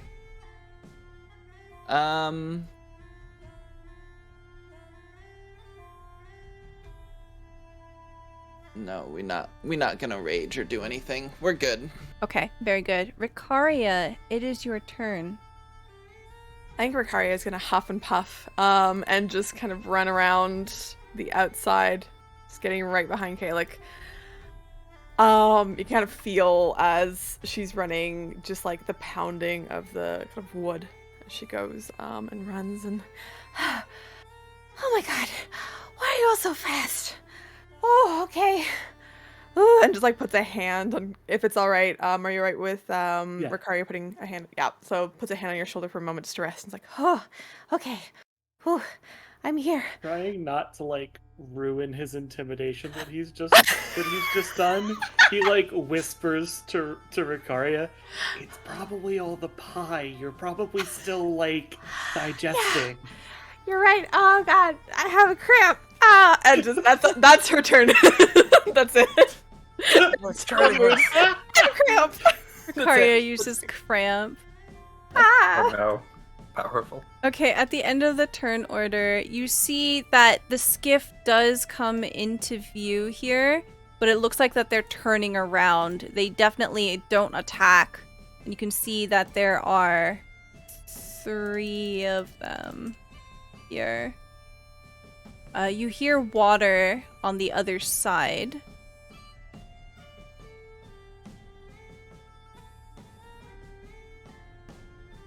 As a skiff becomes visible here. Okay, it is now Lavelli's turn. Okay. Lavelli is going to call out to Eriphis and say, "Get ready to pull and hold your ground." And she's going to All right. drag Agdon into the water with her. Okay. So I think From what I'm reading about grappling, moving while grappling someone, you move at half the speed, and then with the difficult terrain. okay, sounds I don't good. know. Yeah, so you definitely pull Agdon into the water. Anything else? She will be maintaining the grapple while doing that. Okay, very good. Chester, it's your turn. You see that Lavelli has disappeared into the water with a splash, and Agdon has gone down with her. Do I notice the blue bunny over there? Yes, you see that there's another skiff coming towards you from the fog. You see that the one at the very fore begins to lift their weapon and looks like they're about to shoot towards the group, having noticed you. In that case, can I go ahead and use my hold action, I suppose? Or Okay. just use an action, or however I want to go around with it. And I will do the burning hands, but what I want to do is I want the burning, or no, I can't do that one, can I? Were you gonna light their boat on fire? You can move slightly if you like to get them into range. Oh, I could get like in here, yeah. It's Yeah. over here. Okay. Yeah. I was originally going to like throw like a little bit of fire at their weapon, and I was just gonna like have it land on their weapon, and maybe they'll like let go of it. But yeah, I could do the boat, I guess. Yeah, the boat would probably be better. Okay. Roll Or was the me weapon better? roll me an intelligence save. Okay. Okay, 14. You were smart enough to know that these boats are very wet, and it's very, very Oh. unlikely you can't make them catch on fire. All right, then. The only thing I probably yeah, you know what? In this particular instance, I guess I'll just go ahead and just use Chaos Bolt. Okay, sounds good. Which one do you want to attack? So, when you see the three of them here, you see the one at the fore is wearing like a blue shirt, there's a green shirt, and the one in the very back is playing bagpipes. All right, I don't want to do that. I like bagpipes. So I'm gonna go and You aim for the pipes. No, I'll go with the blue one. Okay, go ahead and roll me damage. 24 is a hit.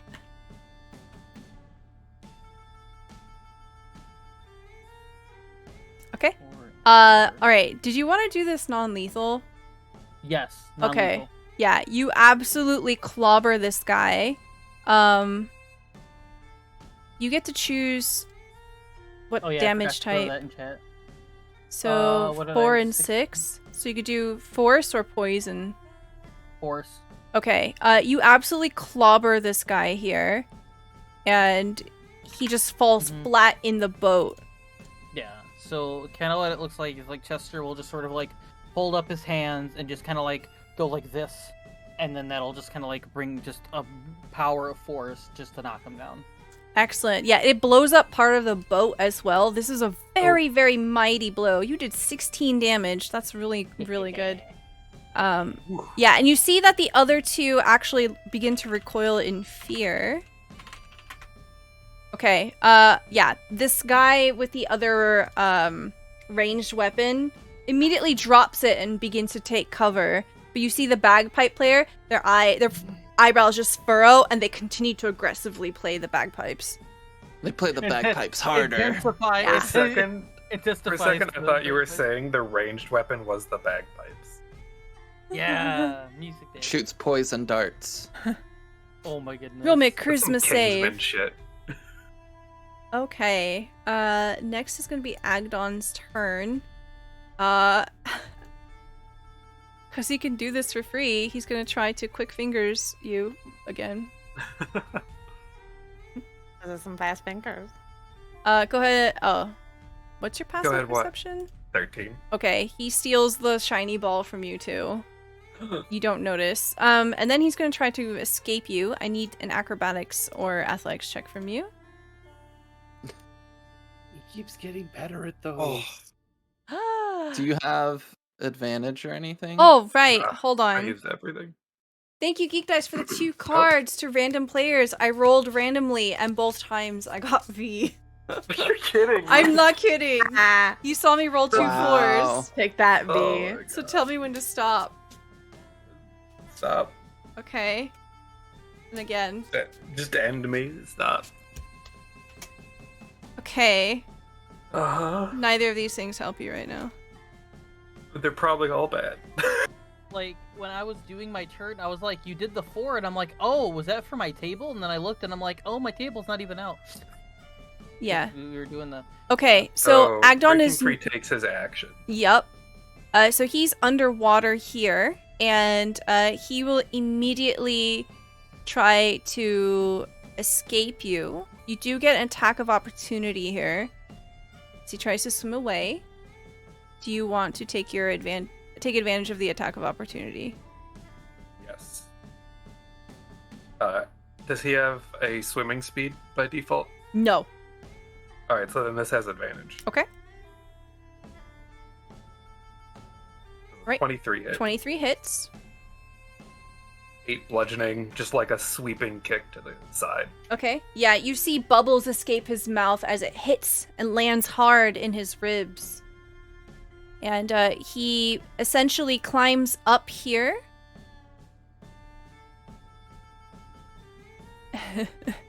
The scarf. Does he have a bonus action? He does not. You see his hands, like, he grabs the scarf and he's still trying to tug of war with you, but he can't mechanically do anything here. Kalik, it's your turn. It seems that your efforts here on the western side have begun to pay off. They are fleeing currently. All right. In that case, I want to go help deal with Longscarf. I can, if I move and cunning action dash, I can get just to the other side of him, but I would need to like move through his square. That's acrobatics to tumble through, right? I believe in 5e you cannot enter an enemy square. And also, you'd have to go through all the 3 tiles of difficult terrain on the way. Yeah. Forgot about that. Yeah, Yeah, I was gonna say. that's fair. I forgot to unsummon it. You were too winded. I was tired. And I guess I'm just gonna do a lot of running. The other way. 40.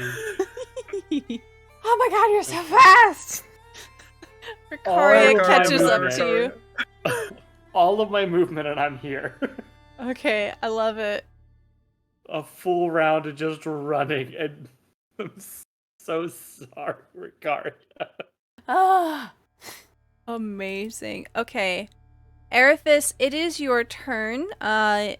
I will say that if you repeat this check and succeed, that you completely yank it free from Agdon. I need an athletics check from you. Well, I would like to hopefully get some terrain to my advantage. So this is wrapped around like his collar, right? Yeah. Arthas is gonna like wrap the scarf around his arm and his fist, and then he's going to jump off into the water Like and the use strategy. leverage to try to like pull it. Oh, hey, off of someone his gave you scarf. some advantages. Okay. Roll me athletics at advantage. Yeah. Make sure you don't, like, clothesline the dude. Gonna pull an Isadora Duncan if you're not careful. Okay, Just can I use one of the blessings I was just given? Yes, but this would be at regular, and you take the first roll. Yeah. Okay. Emma uses one blessing. 15. Better. 15's better. You want to stick with the 15? Can I use another one? Yeah, if you want. All right, Emma uses both Putting your all blessings. into it. Oh, that's not good. That's a 6. That's like a okay. 15. So what happens is you definitely, I think you actually lose grip of the scarf here. You definitely like yank Agdon towards you, and you grab the scarf and you bring it down, and it almost seems as if it's like supernaturally tethered to Agdon here. Agdon goes "Ugh!" and gets yanked in the direction of you as you disappear into the water, and the fabric slips out of your hand. That will be your action. Okay. I'm gonna get back up, Okay. and I'm starting to get frustrated. Mhm. Dare we say angry? And I'm gonna rage. You won't like me when I'm a barbarian. I'm an angry farmer. Can you tell me if there's any kind of physical change or what this looks like as you enter rage? So because Arthas's whole class concept is based around an ability he's gonna get at level 3. Okay. So I think this is more, he's just getting like actually angry. His face is sterning up a bit as he kind of like wipes some of the water off of his arms, and he's just like, all right, round 2.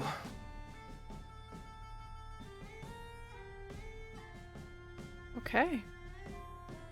Karya, you're abandoned on the other side. What do you want to do? Sorry. It's cramp. It's okay. I can run through the cramps. And I'm gonna keep on jogging forward. I'm gonna dismiss this. I'm like, please go away. And the vines just shrink off as I'm going to dismiss the spell. Then you trip into the water. Ricaria raises a hand, and that kind of same, almost malicious energy does emanate off of them as they extend a hand towards Longscarf there. And they say, Hey, you know, I think all of us are just a little tired.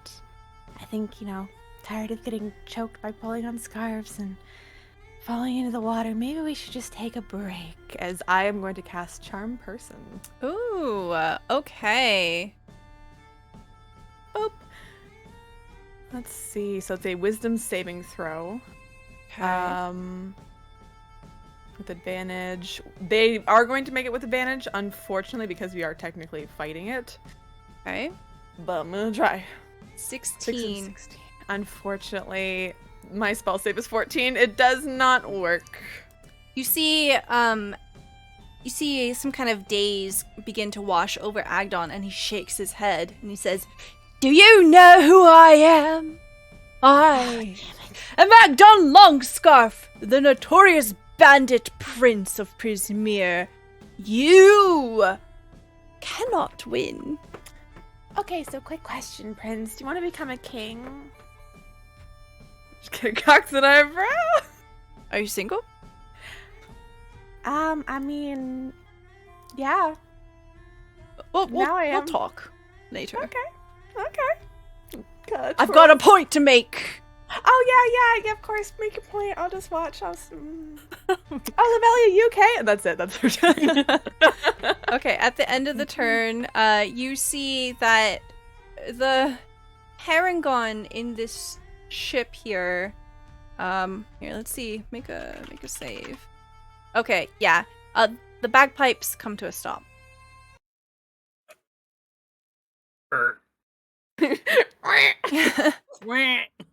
And you see that they're trying to turn the boat, and they're trying to leave now. There's a cat in the background. Please. Yeah. I can't even with my cats, man. They are just completely, I don't know. Like, I think I could fit in this shelf. Yes. They've been knocking shit down nonstop. Get out of here, Sounds like a Corey. cat to me. Oh, yeah, it's the cat life. Oh my god. And you see this other skiff has turned around and is beginning to recede into the fog here. Lavelli, it's your turn. All right, can I get back up on the pier behind him? Yeah. All right.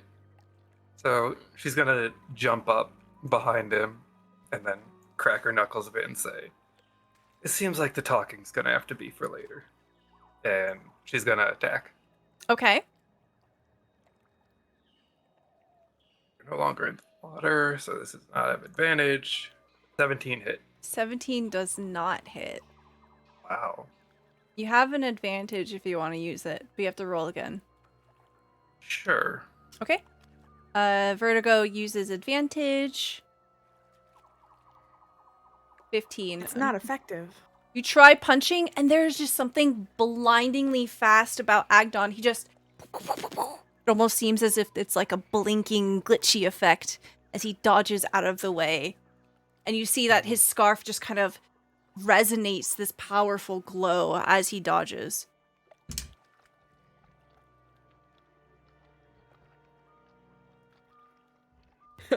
No, Starlax. Okay. Bye, Snorlax. He's good. We saved him.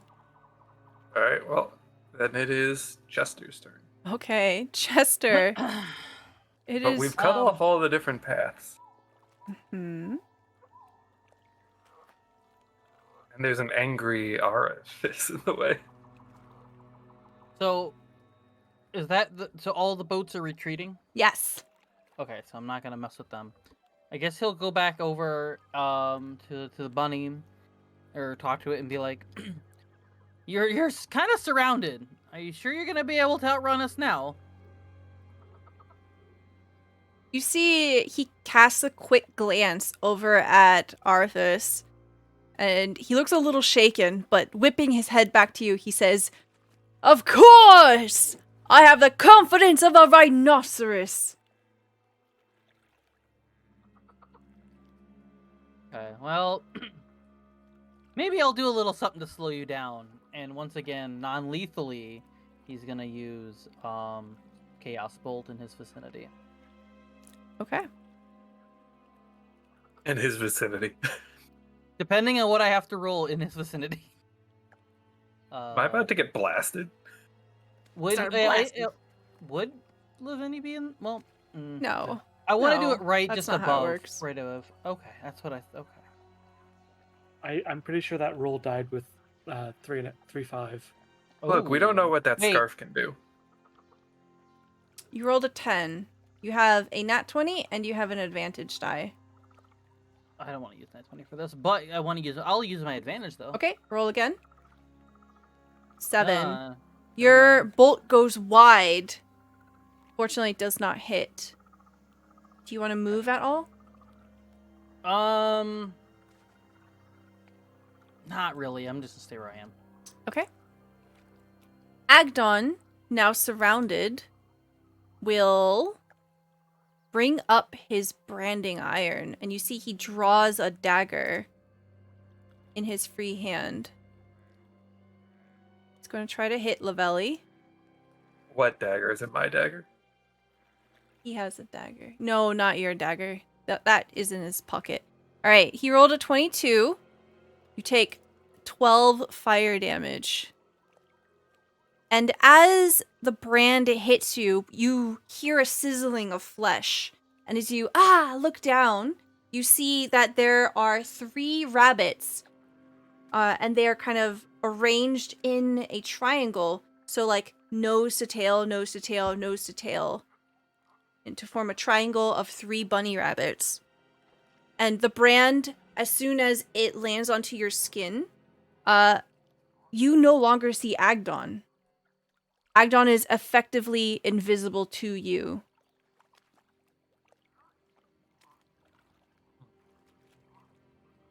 And then he's gonna try to hit you with... He'll hit you with his dagger. So that is going to be... There's a big rolls. Yeah, that's only 4 piercing damage, though, because this is offhand. You take 4 piercing damage as he follows up with a dagger slice. It's almost as if he's a dex-heavy character. Okay, he cannot move. He is effectively I'm a stuck. dex-heavy character. Yeah. You rolled, Dodge you rolled this! a 16 and a 17. I'm just good at the game, okay? Kalik, Heck it's yeah. your turn. Oh, actually, before we do that, Lavelli, as you're wheeling in pain, you have taken a lot of damage here, and you no longer see Agdon. You find a sense of dread beginning to seed in your gut. You have drawn the Fool card. You lose something. It's up to you what you want this to be. It can be a memory, a sense, a bond, something abstract, or something literal if you want. Okay, I'll let you think about that.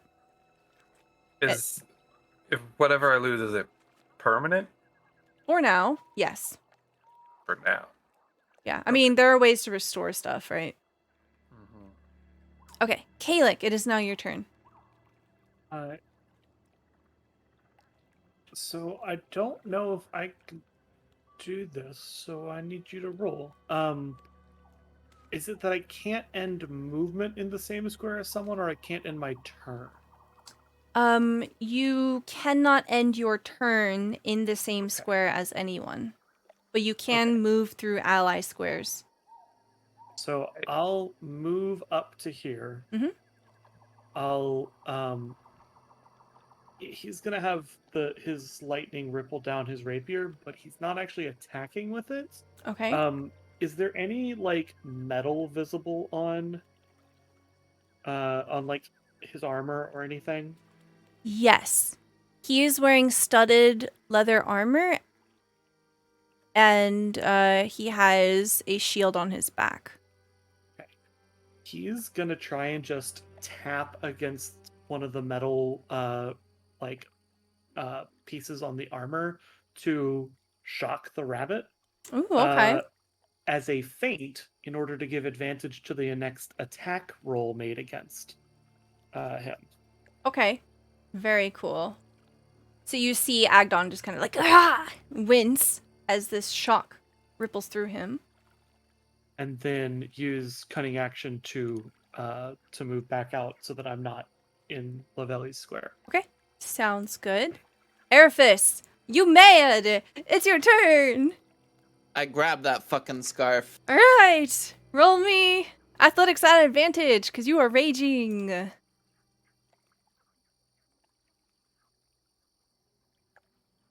Okay, that Nice. is 20! that is a nat 20.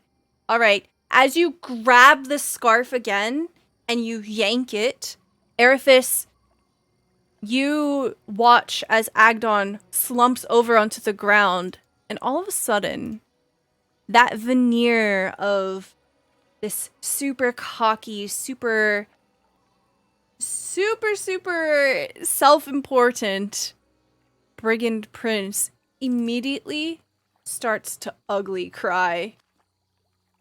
You see him shudder and shiver as he falls down onto his rump. And he says, "Please, stop. I surrender. Please, don't take my scarf from me." And you can see he's pulling it closer and closer to himself as much as he can. And he says, "I'll give you anything you want." Bah! He starts ugly crying and just almost looks like a child at this point. I think you've lost scarf privileges for a little bit.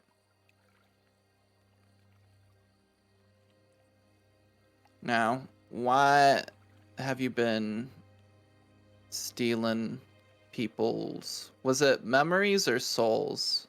Memories. Why have you been stealing people's memories? Listen. I have a debt to Bavlorna. Hold on. Does he say Bavlorna?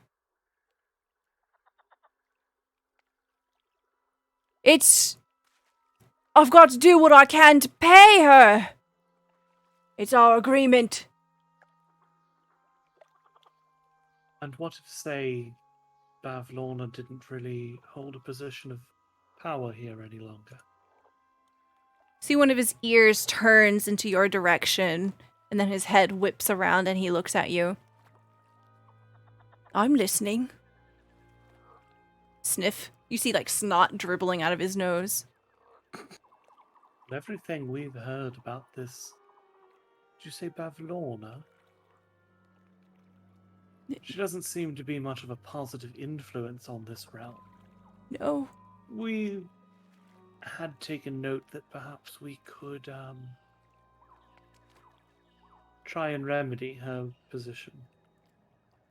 Oh. She is very powerful. I don't think even the likes of you could take her down. Well, that's for us to figure out. He looks up at you with utter fear, Arifis.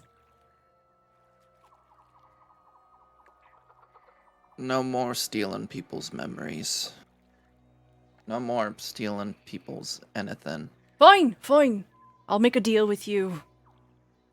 I won't steal if you let me go. And the Do I hear any Feywild of this? promises are, like, very serious, right? Yeah,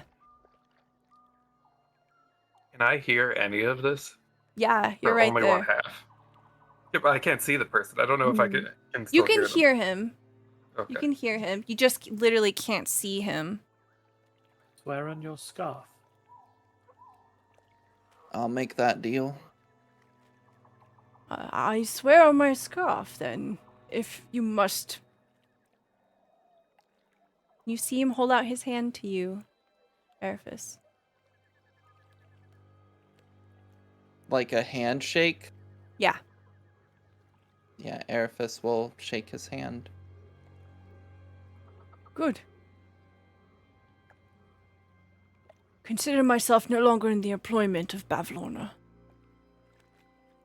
I'm glad to hear it. Ricari kind of comes up and says, "Hi, hey, is it possible for you to give back, one, the memories that you've taken from people, and two, the, and calls over to Jingle Jangle. What was it? It was mushrooms that they took? Truffles! Truffles.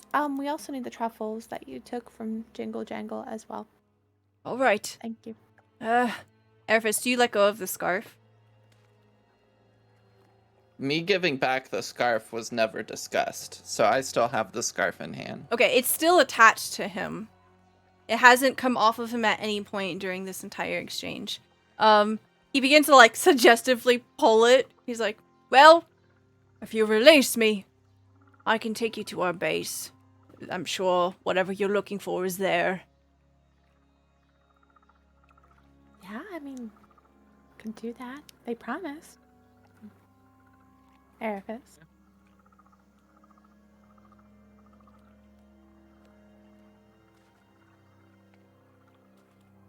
I'll let go of the scarf. Okay. As you do, you see him bundle up in his arms, and he begins to wipe his face and stand up. He looks like a pitiful mess. He's still shaking a bit. Ricari kind of takes a few steps forwards. Do you need like a hug or something? No! Don't Oh. touch! No touching. Okay, Indeed. that's fine. Don't hug the brigands, Candy. What? Okay, so first I can't kill them, and now I can't hug them. There's so many rules. Meanwhile, Weird. Lavellie's over there with a glowing brand mark and blood coming out of her. My brand. Oh, Lavelli! Oh my gosh, come here. Lavelli, come here. Let me fix you. In fairness, Kayla can't do anything about that, so Kayla has very little reason to Care. Oh, Lavelli's bleeding. It's whatever. Come I mean, Where'd if here. I you- could fix it, I would. I'll help. Where do you get that scarf? It's rather fetching. You see his eyes get wide and shiny, and he looks almost as if he's about to cry again. It's mine. It's been mine for forever. For as long as I've known. You can't have it. Alright, that's fine. I'm not telling you to give it to me. I was just making sure it wasn't something that the hags gave to you or something. No. It's mine. It's mine. All right. Well, why don't you show us to where all this stuff is so we can get back what was taken. Okay. So, effectively, we see a little montage here. Oops. That was supposed to Black screen. We see a little montage. That was supposed to I'll reveal die. the area. Why did I hide it? You see Wow. a montage. It takes place at night. you, you don't have dark vision? Well, that sucks for you. Okay. Actually, as a matter of fact. So we see as everyone, you follow after Agdon here as he leads you towards the center of the base. And there's a great stump completely surrounded by these walkways. And you see that the stump has a number of rope ladders that scale down the sides of it. And you have to essentially platform your way across on a skiff and begin to climb up. And when you get up to the camp, about 30 feet up in the air, you see that the stump levels in a platform. And there is a camp set up. There are a number of tents all about. There's some cooking utensils. And in the very, very center, there is a wooden throne. And as the group of you come up here, you see Agdon take his place at the throne, and he is trying to hold his head up high. The other Harengon brigands regard him with a measure of scrutiny, unsure of what to do. And a few of them go as if to draw their weapons, but he shakes his head, and they eye the group of you with great uncertainty. And as you come up, he gestures to all of the many things that surround his throne. There are crates, there are barrels, there are bags and boxes, just completely littering the center of the platform here, gathered together. He says, "Take your pick. Have your share. Whatever you like, you can take it with you. And then I want you gone." Ricaria will immediately start going over. It's like, I really need some armor. I'm not gonna lie. This dress is nice and like it doesn't really go with the cape that I have, and I really appreciate it. Like to wear, but I also just need different clothes. And we'll go over and like start rummaging around, trying to find some armor. Okay. Lavelli, you see a number of shiny things over by where Ricaria is looking. Shiny things. Yeah, shiny thing. But first, Lavelli's gonna call out and say, "You have your people all over these lands, correct?" They move in She- patrols, yes. She calls out in a general direction. And then she's gonna try to reach into her pack to pull out the silver ball. Okay, you realize the silver ball's not there. You realize there's nothing in your bag. You immediately She- realize you're missing 2 items.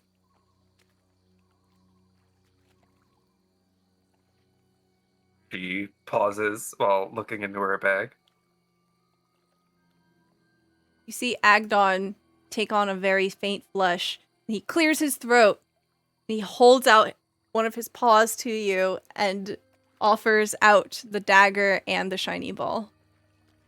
So do I just see these things floating in the air? They're in his hand. I can't see Oh, it. that's right. Yeah, they're Yeah. just floating in the air. In the direction of someone coughing. She looks back, is very confused for a moment, walks over, snatches them, Okay. and says, "Have you seen a displacer beast No, around here?" never. And then she angrily moves over to the shiny things. Okay. You have drawn the sun card. And you have drawn the gem card. Oh, wow. Since I can't Nice. open the thing right now because stream's being weird, we'll figure that Oh. stuff out. We'll figure that stuff off stream. But you find a bunch of Okay. cool shit here. Nice. She gives Yeah. a side eye in the direction of the throne while just taking shit. You side-eye the throne. You don't know if it responds. Eriphis, Kalik, and Chester, is there anything that you want to do here? I think we've been walking around in a bog for like days now, and of all the things that Kalik could, like, as an immediate comfort hope for, he's gonna see if he can find a like dry pair of boots. Okay. So you begin to rummage through the stack of stuff here.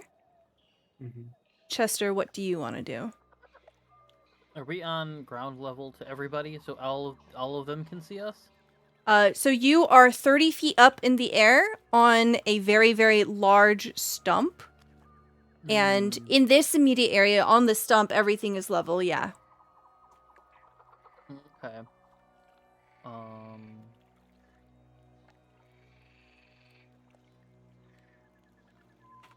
I guess Chester will go over to the red one and try to make like conversation, try to be peaceful. Okay. As you sit down over here, you see that they are currently in the midst of stirring the pot. And you see that this Harangon looks very young, very small. And she begins to stir the pot faster as you come up. She doesn't look at you. She says, "Hello." Hello. What kind of food are you making? This one is a leek and onion stew. Oh, sounds lovely. You just hear like clang, clang, clang, clang, clang, clang, clang, clang, as she's like banging the ladle against the sides of the bowl.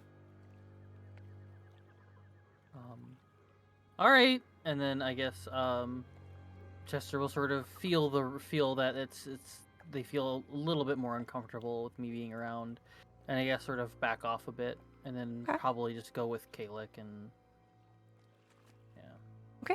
Did you want to? Sorry. Did you want to kind of rummage around in the treasure as well? Because that's what Kalik is currently doing. Oh, yeah. Okay. If you can Eriphis. find just anything of note that comes out of it. Okay, sounds good. Eriphis. Arthas is gonna encourage Jingle Jangle to go get her truffles. But otherwise, there's nothing that he really wants or is looking for here. So he's not going to rummage through and take stuff that probably belongs to somebody else. Okay. So as you encourage Jingle Jangle, she hides behind you. And she says, Jingle Jangle does not want to pry or get close to them. They beat Jingle Jangle black and blue. Alright, I can go find your truffles. You just, stay here. And as soon as you, like, take a step forward, Jingle Jangle just moves with you. Just more or less, like, glued to your backside. Or you can come with, that's fine too. See Jingle Jangle, like, hold up a hand. Arthas will take her hand after, like, sighing. Her hand. And we'll go up to the loot. Okay. As you do, Jingle jangles with the very many keys that are on her person, and she huddles close to you. Shit, that's not how I move a token. She Flip the board. yeah, essentially. And we see this montage of everyone beginning to pick and pull at the various things, and that is where we're gonna end our session for tonight. We have a scene here of fading to black.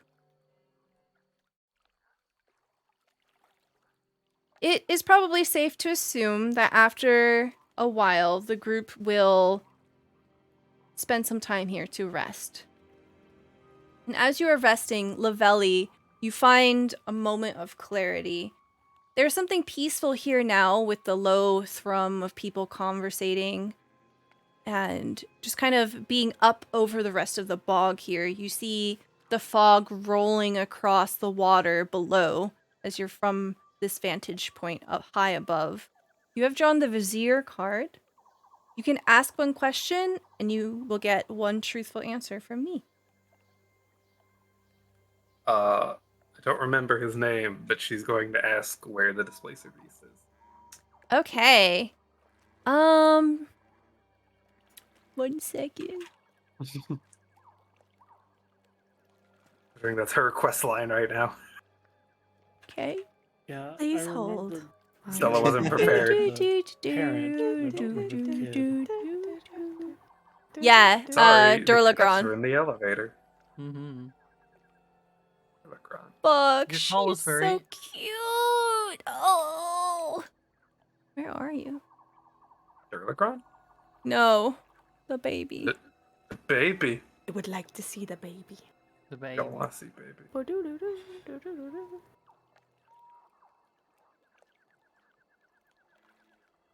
Not here. I have to be forthcoming though. Wow. Not this chapter. You have to Mm, go that way.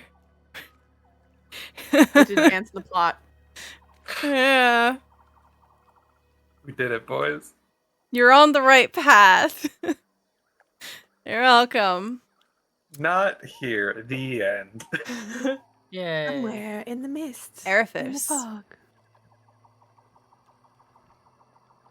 After some Okay. time, Agdon pulls you aside. Who's you? Arifis. Me. And Agdon takes you to the edge of the platform where no one else can hear you. And you see his brilliant electric blue scarf fluttering in the wind. He says, "Perhaps I underestimated you. You're quite powerful. I want to make another deal with you." And what's this deal? You tell your friends that I wish to preserve my reputation among the brigands. That you command them to not betray my moment of weakness earlier. And I will help you against Bavlorna. I will help you as much as I can.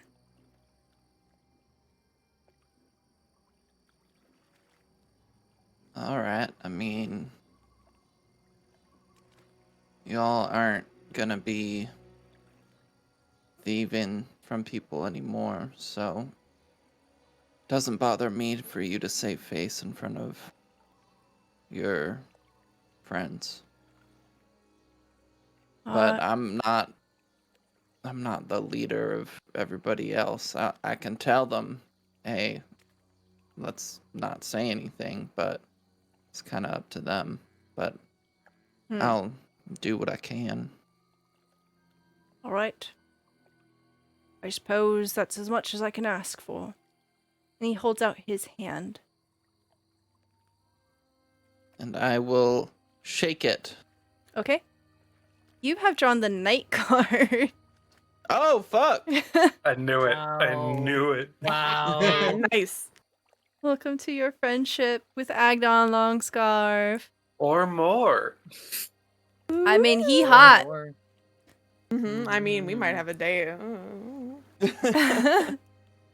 Well, thank you so much, everyone, for joining us. That is going to be our session for tonight. We're going to go around and have everyone tell you where you can find them and what their Where they can favorite find you. part Yeah. of the episode was. And we'll start with Vertigo. Hi, I'm Vertigo. You can find me over on my own channel, twitch.tv/Vertigo. Or, I don't really post on it, but I am on Twitter under Crossplays. Mostly just for whenever I go live. Otherwise, you can find me here on Mondays and alternating Wednesdays, hanging out with Stella. What was my favorite part? A lot happened. Yeah. For sure. I think I liked when Ricaria ate so much pie, we had to reset the entire progress we made. That was pretty funny. Thank you so much. Next, we have Zombie. Hello, I am Jacob. I'm Zombie IMZ. I'm one of those three names you like to call me. I am the lore keeper and Captain Z of the Good Ship Clip. I probably do too many clips, but that's up to your own discretion. Favorite part for tonight is in the similar vein. I really enjoyed that we found a tavern on legs just running around, and I just liked being in there and just exploring that whole thing. And we possibly might have something that we can use later, but like I like the idea, I guess in my head in the future, I just like the idea of us coming back to it, building up the house with enough strength to be like, cool, let's get out of here, and then we just hop between different dimensions and planes, and like we don't know where we're going, but we're here. Is this where it is? Nope. Next one. Like just that whole like crazy endeavor I kind of find fun. Yeah. As far as for me, you can find me here every single Wednesday. This one being this game. The next one is the Go Saltmarsh campaign as well, because I get to be in 2 games and I'm so lucky, and I get to be there with Emma. I get to see Emma twice, as well in these games. It's fun. And then as far as the rest of me goes, twitter.com/zombiefight89. You will see me just post random stuff from a D&D Twitter at the moment, Kirby stuff, because that's coming up, and then the tweets for these games that I'm in, and then the Sunday game when that is also live. Speaking of the Kirby game, it's coming out Friday. I won't be able to do anything Friday, but Saturday I have off. I also have Sunday off, so I could do one big long stream on Saturday, and that's my plan, is to do one big long Kirby stream on Saturday. It'll be my first time streaming in months. So it'll be a lot of fun. I hope y'all can join for those who can join. And I do a show with Mr. Matthew over there, B Street Holmes, at 8 p.m. Eastern Time on Mondays. No? 10 p.m. God damn this. Every single time. No, I've done it right a couple. Because you've done it wrong, in your brain, that's your first response. Every time Zombie starts to get ready to talk about it, my eyes immediately go to Matthew. Well, he'll tell you the correct time. But we do all kinds of nerdy news and stuff like that, and it's a whole lot of fun. So come join us, and then and also hang out in Stilla's Discord. It's a fun place. It's an awesome place. Thank you. Just don't trust me with times. I'm bad about it. Next, we have B Street Holmes.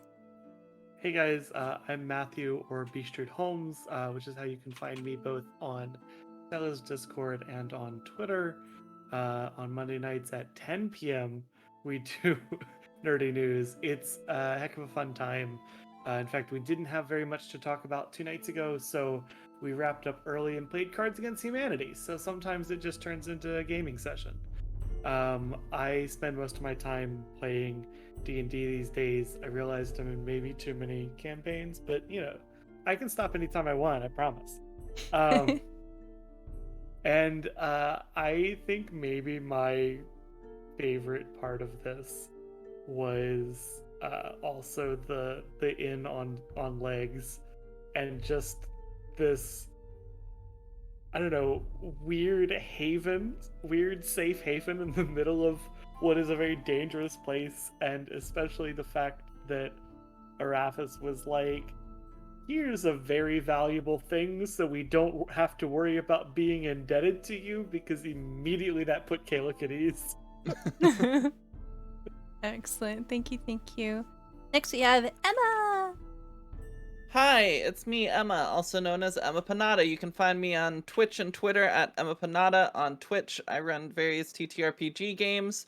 One in particular you should check out is the one that Piper runs on Tuesdays, which is Curse of Strahd. It's amazing. And on Twitter, I shitpost and troll my friends. So if you want to follow me there, you should do it. I'm also writing a TTRPG called All the Witches, and you can follow progress on that at allthewitches_ on Twitter. Development is slow moving right now, but I post art that's getting done there every once in a while, and it's a really cool time. I posted art today, in fact. So yeah, go check it out. But I have so many announcements. Other than that, I'm going to be in a charity one-shot on April 7th on MJ Russell's channel, friend of the channel, and I'm playing alongside like Gabe Greenspan, Adam from Trixie Wizard, Brizzy Voices, and then Molly's GMing, and it's gonna be a crazy time. I'm super excited for it. Please stop by and donate to charity. And then lastly, I am taking a week off of work from April 11th to the 15th. And so that entire week, I'm going to be streaming and practicing drawing because I really want to get better and I just never have time. So I took off a week of work just to do that. So they're going to be like cozy hangout streams. My voice channel, like in Discord, will be pretty open. So if people want to come in and hang out with me and just shoot the shit, like, come on by. But yeah, that's all that I've got going on. My favorite part of the session, I really loved the pies with Ricaria, and just Arthas kind of like sneaking pies over to them. That was a lot of fun. I also really liked earlier on in the session, Ricaria just being very true to their friendship with Kalik, and being like, Kalik should be our leader. I mean, Kalik's the best of us. Like, Kalik should just, like, we're an adventuring party. Kalik should be our leader. That just makes sense. Oh, also, we need a name. And then, That was Branding. so It's all cute. about branding. yeah, it's been a while since we've played, so I really appreciated that conversation because it really hasn't been very long either since the whole killing incident with some of the Haringons and the breach of trust and how that kind of split the party between Ricaria and Lavelli and Araphis and, or not Lavelli, Ricaria and Kalik and Araphis and Lavelli, and then Chester kind of like hovering around a little bit. So I'm glad we had like a little bit of roleplay that like still highlighted that tension. Mm-hmm. And yeah, it was a fun session. Awesome. Yeah, there was a lot of like trying to remember stuff and like easing back into our characters because I think it's been like 2 months. Yeah. Something like Yeah. that, yeah. Yeah, a long time since our last session. It's been so wild. I have another group on Wednesday nights that fits in between yours. They've also been gone the same amount of time.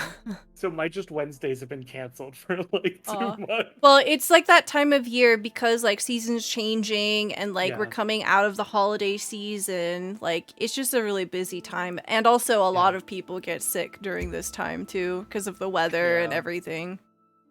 Yeah. But thank you Weather so much, change. Emma. Next we have Matihi. Hello, I'm Matihi, aka Piper, aka Peppa, aka I don't know, Dami Mommy or Daddy, whatever. You can find me over on my Twitter, shit posting sometimes about ghosts.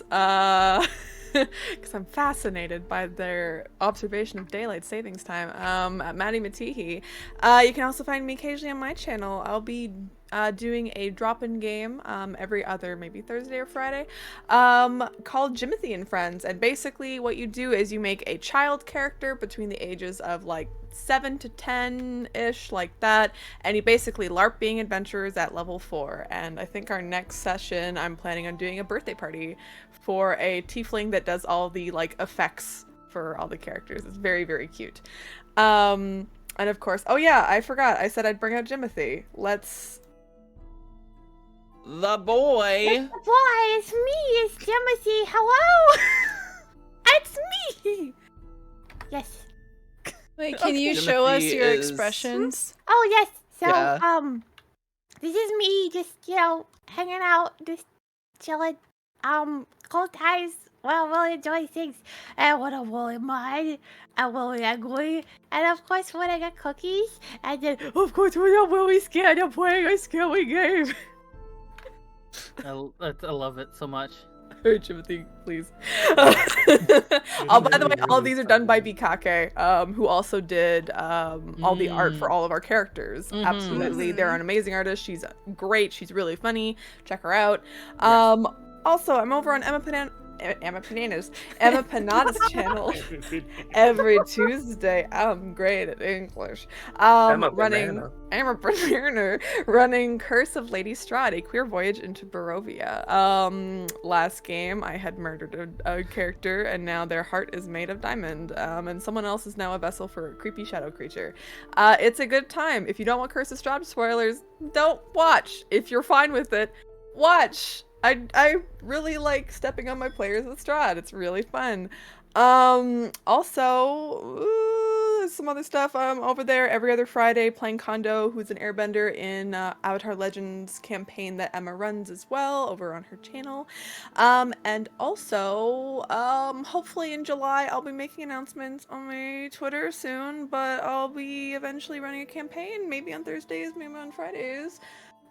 Which will be a paid opportunity, maybe. So I'll be making announcements about that soon. So yeah. Hell yeah! Hell yeah! I'm so excited. Yeah! I finally have money to pay people. It's a good time. We'd love to see it. But my favorite part, I think, of the session, I really enjoyed having to using my entire action to run towards Kalik and be like, I'm tired, and then Kalik running away from me. Excellent, 10 out of 10. We love to see it. Yeah. Thank you so much, Stella. Excellent. Thank you.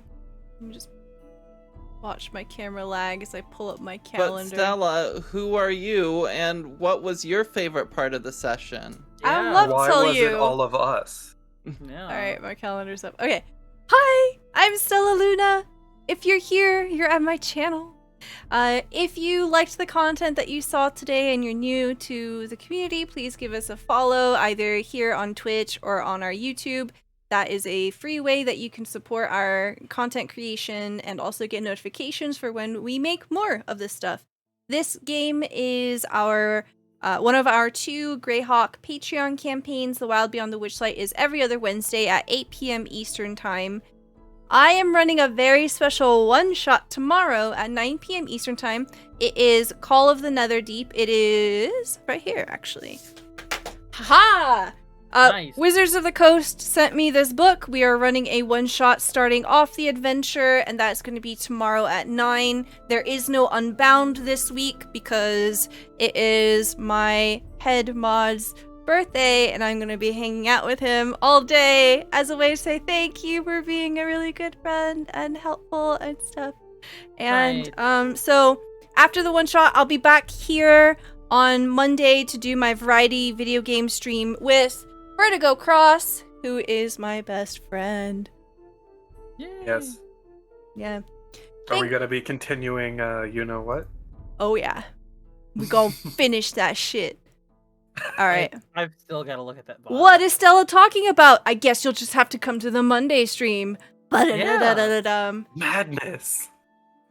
Thank you so much, everyone, for being here. Hope you have a wonderful rest of your day. Hopefully you can join us tomorrow for 9 p.m. Eastern Time. Otherwise, we'll see you next time. Bye, everybody! Bye. Bye.